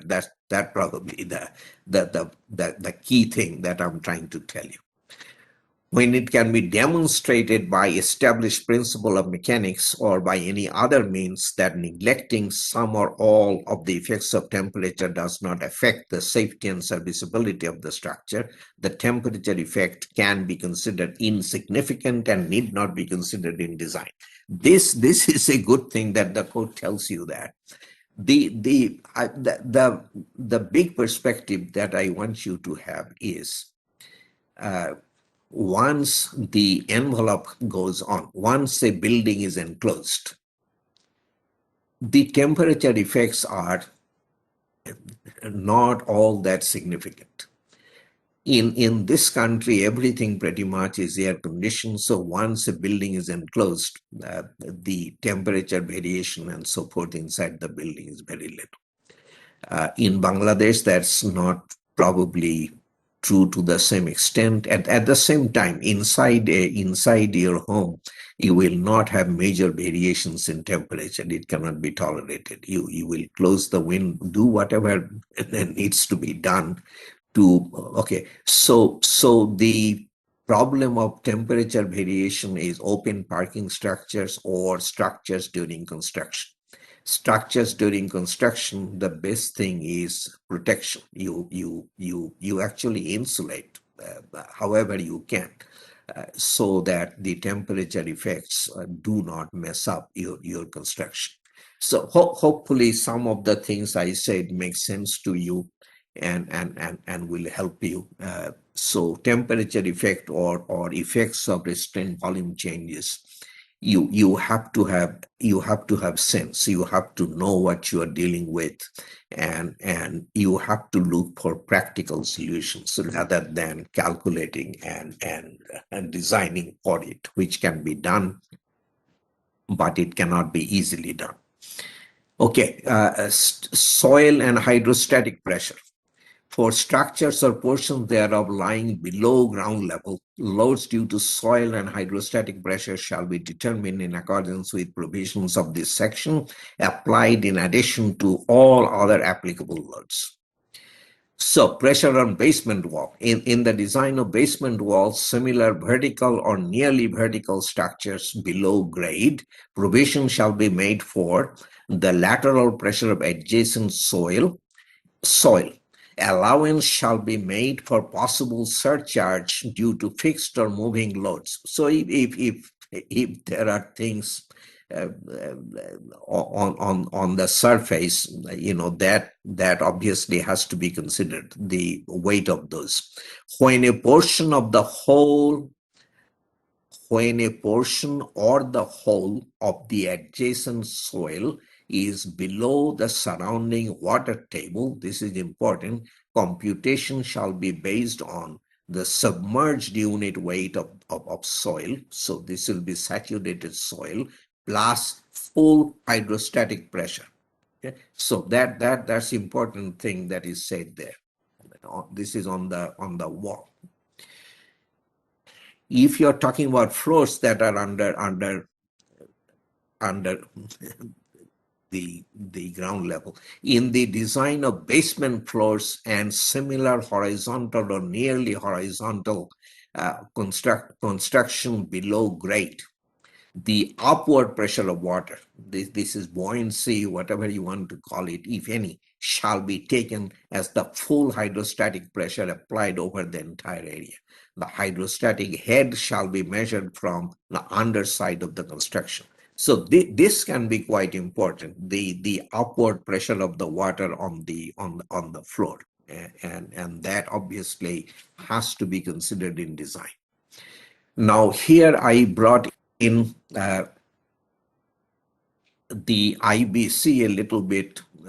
This is actually, I took it from 2021 and then forgot to change the date. 2021 has more than 2018 had. So it talks about lateral pressure. I don't know if it is necessary to read. The main reason I went into it may not be a bad idea. It won't take long. Okay, foundation walls and retaining walls shall be designed to resist lateral soil loads from adjacent soil. Almost the same thing as BNBC. Soil loads specified in table such and such. BNBC doesn't give you this table. That's the main reason I wanted to show you this. Shall be used as the minimum. Soil load specified in the table shall be used as the minimum design lateral soil loads unless determined otherwise by geotechnical investigation in accordance with section 1803. Most of the time in US, the soil lateral load will come from the geotechnical engineer. But in the absence of that, IBC gives you a table which will enable you to calculate the soil lateral pressure. Okay, this is why I wanted to show you the IBC provision. Foundation walls and other walls in which horizontal movement is restrained at the top, and that is typically the case because there is a floor at the top, the slab on grade, whatever you have. So foundation walls and other walls in which horizontal movement is restricted at the top shall be designed for at-rest pressure, as we call it. Retaining walls free to move and rotate at the top shall be permitted to be designed for active pressure. There is active pressure and at-rest pressure. Lateral pressure from surcharge loads shall be added to the lateral soil load. This was said in BNBC. Lateral pressure shall be increased if expansive soils are present at the site. This was not in BNBC. This is a problem in many parts of this country. The soil is expansive and that causes its own problems. Foundation walls shall be designed to support the weight of the full hydrostatic pressure of undrained backfill unless a drainage system is installed in accordance with such and such. So this will give you a bit more of a perspective. I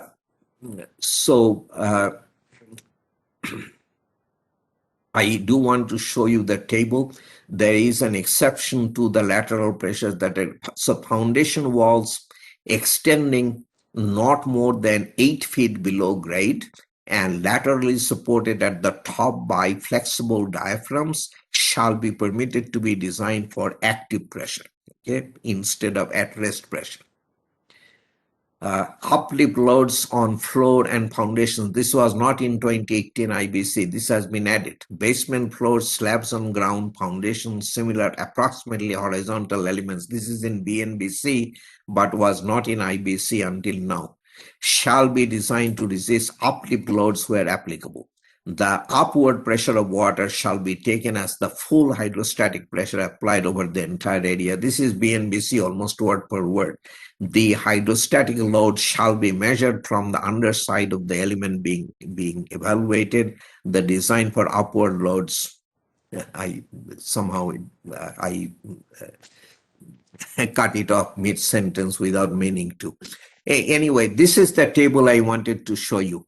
On unified soil classification, those are used widely.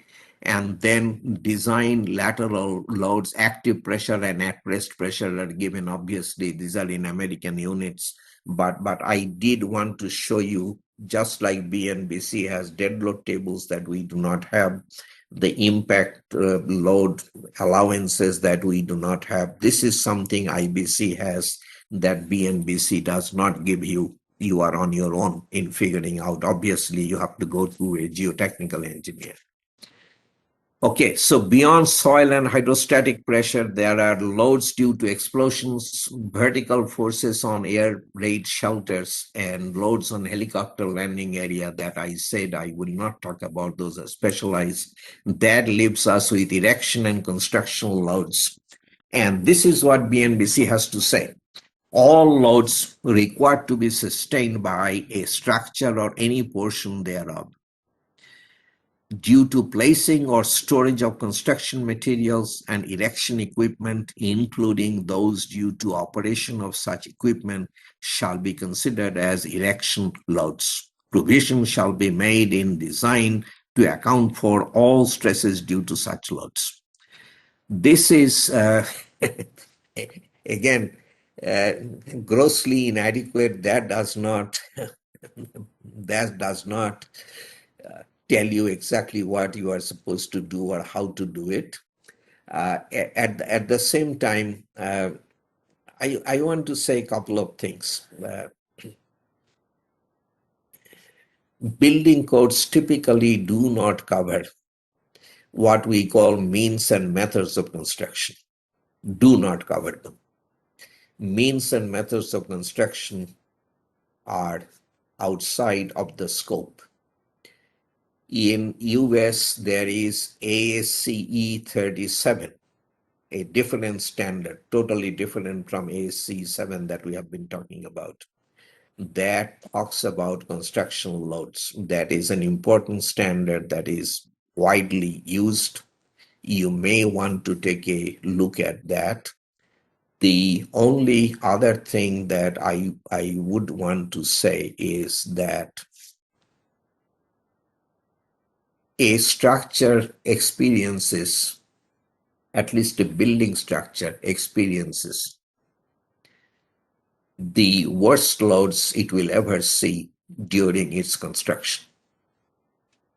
In other words, if a structure survives its construction, chances are very high that it will be around for a long time in the absence of unusual events like earthquakes or cyclones. And most of this, the worst of the loads as far as the concrete structure is concerned, comes from premature removal of temporary supports. So you cast a floor, it is supported on some kind of props, okay? And it is in the contractor's interest to remove those props for reuse as soon as he can. And if those are prematurely removed, the concrete is green. A long span of green concrete left unsupported may result in disaster, or at least it can cause injury to the concrete. And you may have problems down the life of the structure. So please keep this in mind, that the construction phase is very important. The temporary support system is very important. To keep the temporary supports in place for long enough is very important. Do not underestimate. Those are never codified. I have never ever seen those things codified. That would be extremely difficult to do. At the same time, those are extremely important considerations. The engineer has to have experience, and the people inspecting have to have experience for you to successfully conclude the construction, particularly of a concrete structure. To an extent, this is true of masonry as well. Okay, that's where I think I will end today's presentation. It's almost on the dot where we plan to end it. And I think we have 15 minutes for questions and answers. So I can read at least the first few. At PowerPoint number 4, so the first one I dealt with already. The question was that what I showed on the load combination I showed on the slide did not match BNBC load combination. And my answer is I copied it myself from BNBC. So there should not be any discrepancy. If there is, it is inadvertent. Is there any design difference between floor design and roof design? Is BNBC 2020 differentiate floor element from roof element from loading point of view only? That's pretty much the case. The loading on the roof is different. If a concrete slab is your roof, then I do not see what the difference would be. Obviously, waterproofing is going to be very, very important for the roof slab, not for the floor slab. But as far as structural design goes, I do not know of any difference. With wooden trusses and something as part of the floor system, again, the loading arrangement, there are some things that may have to be done differently. But you are right. It is the loading part that is different, not so much the structural design. At least I cannot think of significant differences in structural design. Is there any limitation of overturning moment according to BNBC 2020? Is there any limit or safety factor between induced moment and resisting moment which we should maintain? Overturning moment, I do not believe. I will check that again, and next week I will specifically mention overturning because in earthquake situations that is very important. But the second part of your question, you are talking about some kind of an overall stability check. We typically like to have a factor of safety between the actual overturning moment and the writing, the moment that resists overturning, which should be typically due to dead load, permanent dead load. That kind of an overall stability check I have not seen in BNBC. Dr. Akib may know. I will check and find out. I haven't seen it. And the factor we typically try to keep is about 1.5. Again, most codes do not talk about that. This is an overall stability check that we engineers feel comfortable with. And a factor of 1.5 is pretty typical. So the restoring moment, as we call it, divided by the moment that is causing overturning. And the same kind of a check sometimes is done against sliding as well, okay? Not just the overturning. Do you please explain how to design a building against self-straining forces, stress reversal and fatigue, as well as flood, storm surge, and tsunami loads? Okay. I definitely cannot tell you now because those are big topics. So starting from the end, design for tsunami loads is now a chapter in ASCE 7 starting with the 2016 edition. That is the first time that ASCE 716 added a tsunami resistant design. I can tell you that it is quite complicated. If you find seismic design to be complicated, tsunami design you will find to be 5 times as complicated. And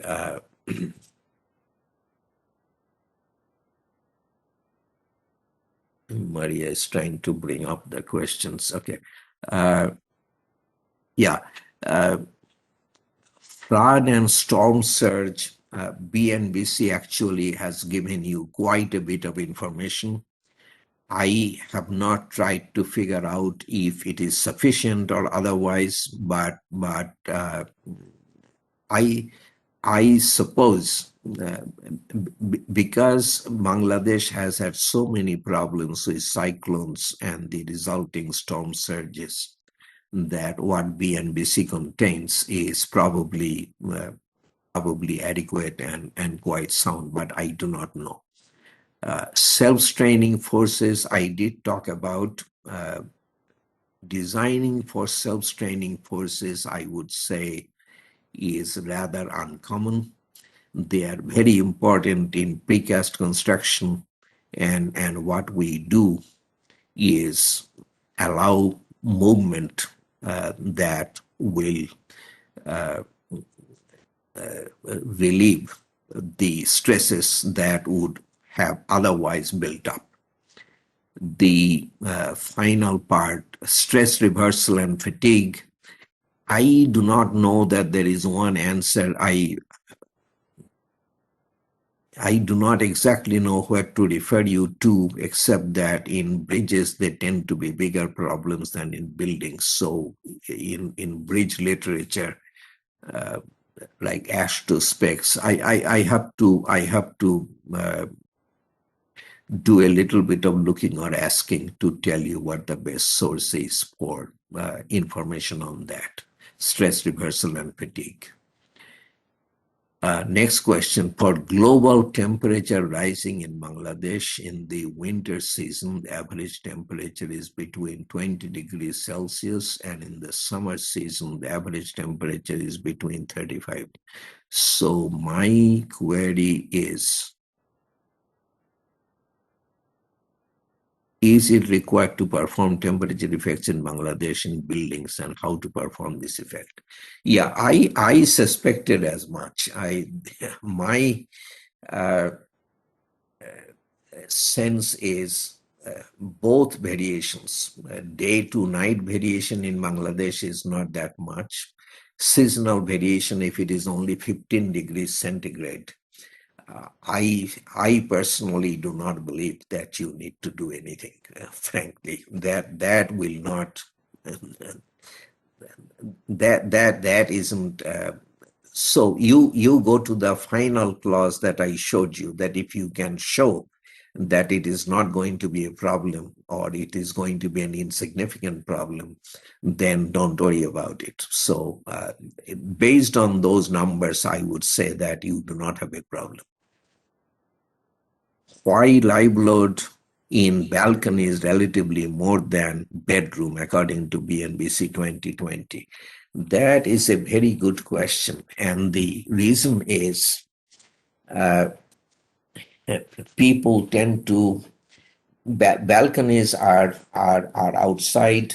You stand on the balcony, you can see a lot more than out of your bedroom window.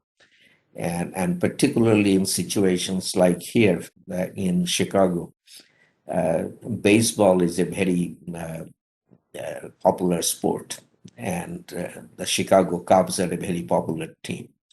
They play in a ballpark called Wrigley Field. The buildings around Wrigley Field all have balconies, and on game day, you would not believe how crowded those balconies become. It's unbelievable whether they sell standing room on those balconies. I don't know how much you see out of the balconies. I don't know, but if you looked at those balconies on a day that Cubs are playing, you will easily see why they have to be designed for heavy live loads, because people accumulate on balconies. What is the definition of concentrated load? Concentrated load is exactly what it says. It is, we used to call them point loads. They're not exactly point loads, but they are loads that are applied over a very small area. Okay? So that's what a concentrated load is. What would be a good example? If you take a a big piece of iron and put it on your floor. It's a concentrated load. It will apply a significant load on your floor over a very small area of the floor. Okay? It's not a point load. Point load is kind of theoretical. It is very unusual, but it is a load applied over a very small area of the floor. Okay, BNBC table 624 minimum roof live load table shows for pitched roof with slope 0 less than 1/3 is 1 kilonewton per square meter distributed load, but at the same time, at the reduction of live load shows minimum can be 0.6 kilonewton per square meter if condition meets. Can live load of 0.6 kilonewton per square meter be used if condition meets? Yeah, of course. The whole idea of reduced live load is that you can use the reduced live load in design. So 1 reduced to 0.6 is quite usual, 40% reduction. You definitely can use it. That's the sole purpose of live load reduction. Can the term independent calculation be elaborated a little bit more? That is a good question. Independent calculation. So that is calculation that is done by somebody other than the designer. So the designer does his calculations or her calculations. The reviewer should do his or her own calculations. And this has been discussed a lot during the S9 project. My own view is the reviewer should not belong to the same design office as the designer, because then there may not be independence. Okay? At least when I started out, this is not always the case anymore. A designer's calculation was always looked over by somebody more senior at the office. And that's not what we are talking about when we say independent calculation. That should be done by somebody that is independent of the design office. Is there any provision existing in BNBC 2020 to perform live load?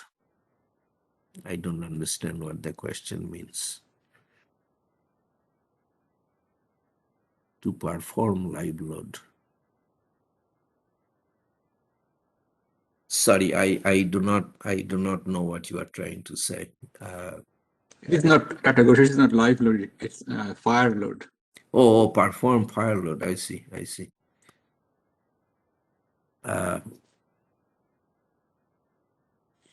So you are talking about fire resistant design, probably.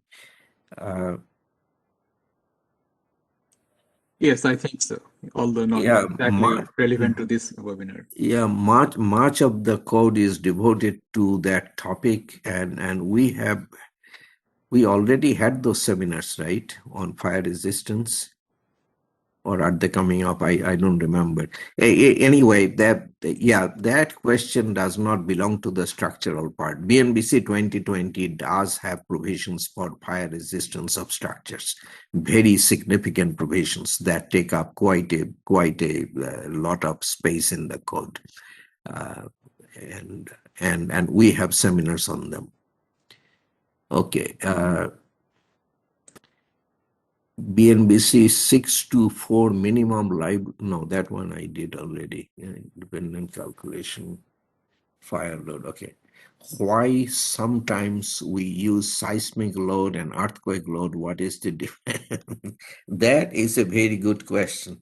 There is no difference. Seismic load and earthquake load are the same.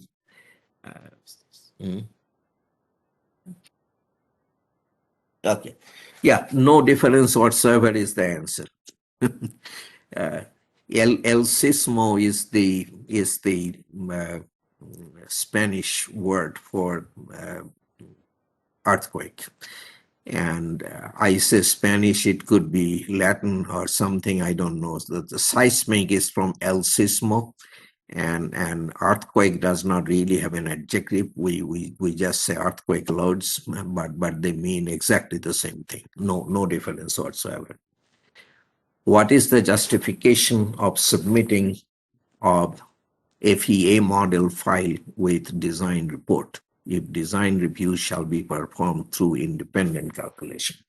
That is a very good question, but it says design review shall be through independent calculation, does not say it shall be only through independent calculation. I would expect that the reviewer would want to look through your modeling, and I think the way it would work is it is left up to the designer whether he wants to do independent calculation to verify some things. He is not going to redesign the building by himself. That is definitely not the expectation. When I saw that, that would be my interpretation. So no, the submittal is important. The reviewer will look through what you submit, and then if there are questions in his mind about some things, he will probably run independent calculation. What is the combination for temperature load? That is in the design load combinations. You will see the T term if you look at the full design load combinations. So it's all spelled out. Helipad load is live load. Yes. The impact is included in the live load. In the IBC, I don't remember, it was in the load combination, some strange place, and it has been moved to the live load chapter now. The load on the helipad when the helicopter lands is definitely a live load for which the helipad has to be designed. Okay. How to perform uplift effects in structures. BNBC just tell us 0.5 times dead load, but my query is, by using this combination, which member deflection we should check?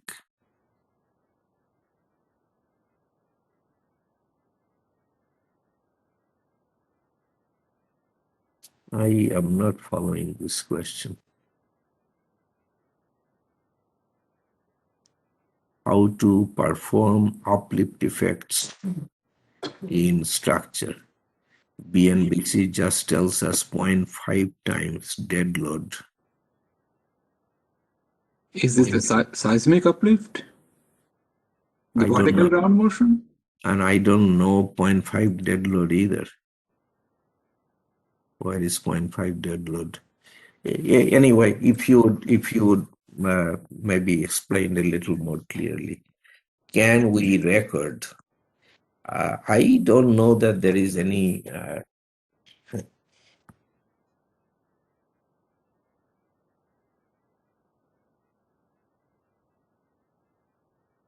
We actually record these seminars, and our intention is to make the records available at some point in time.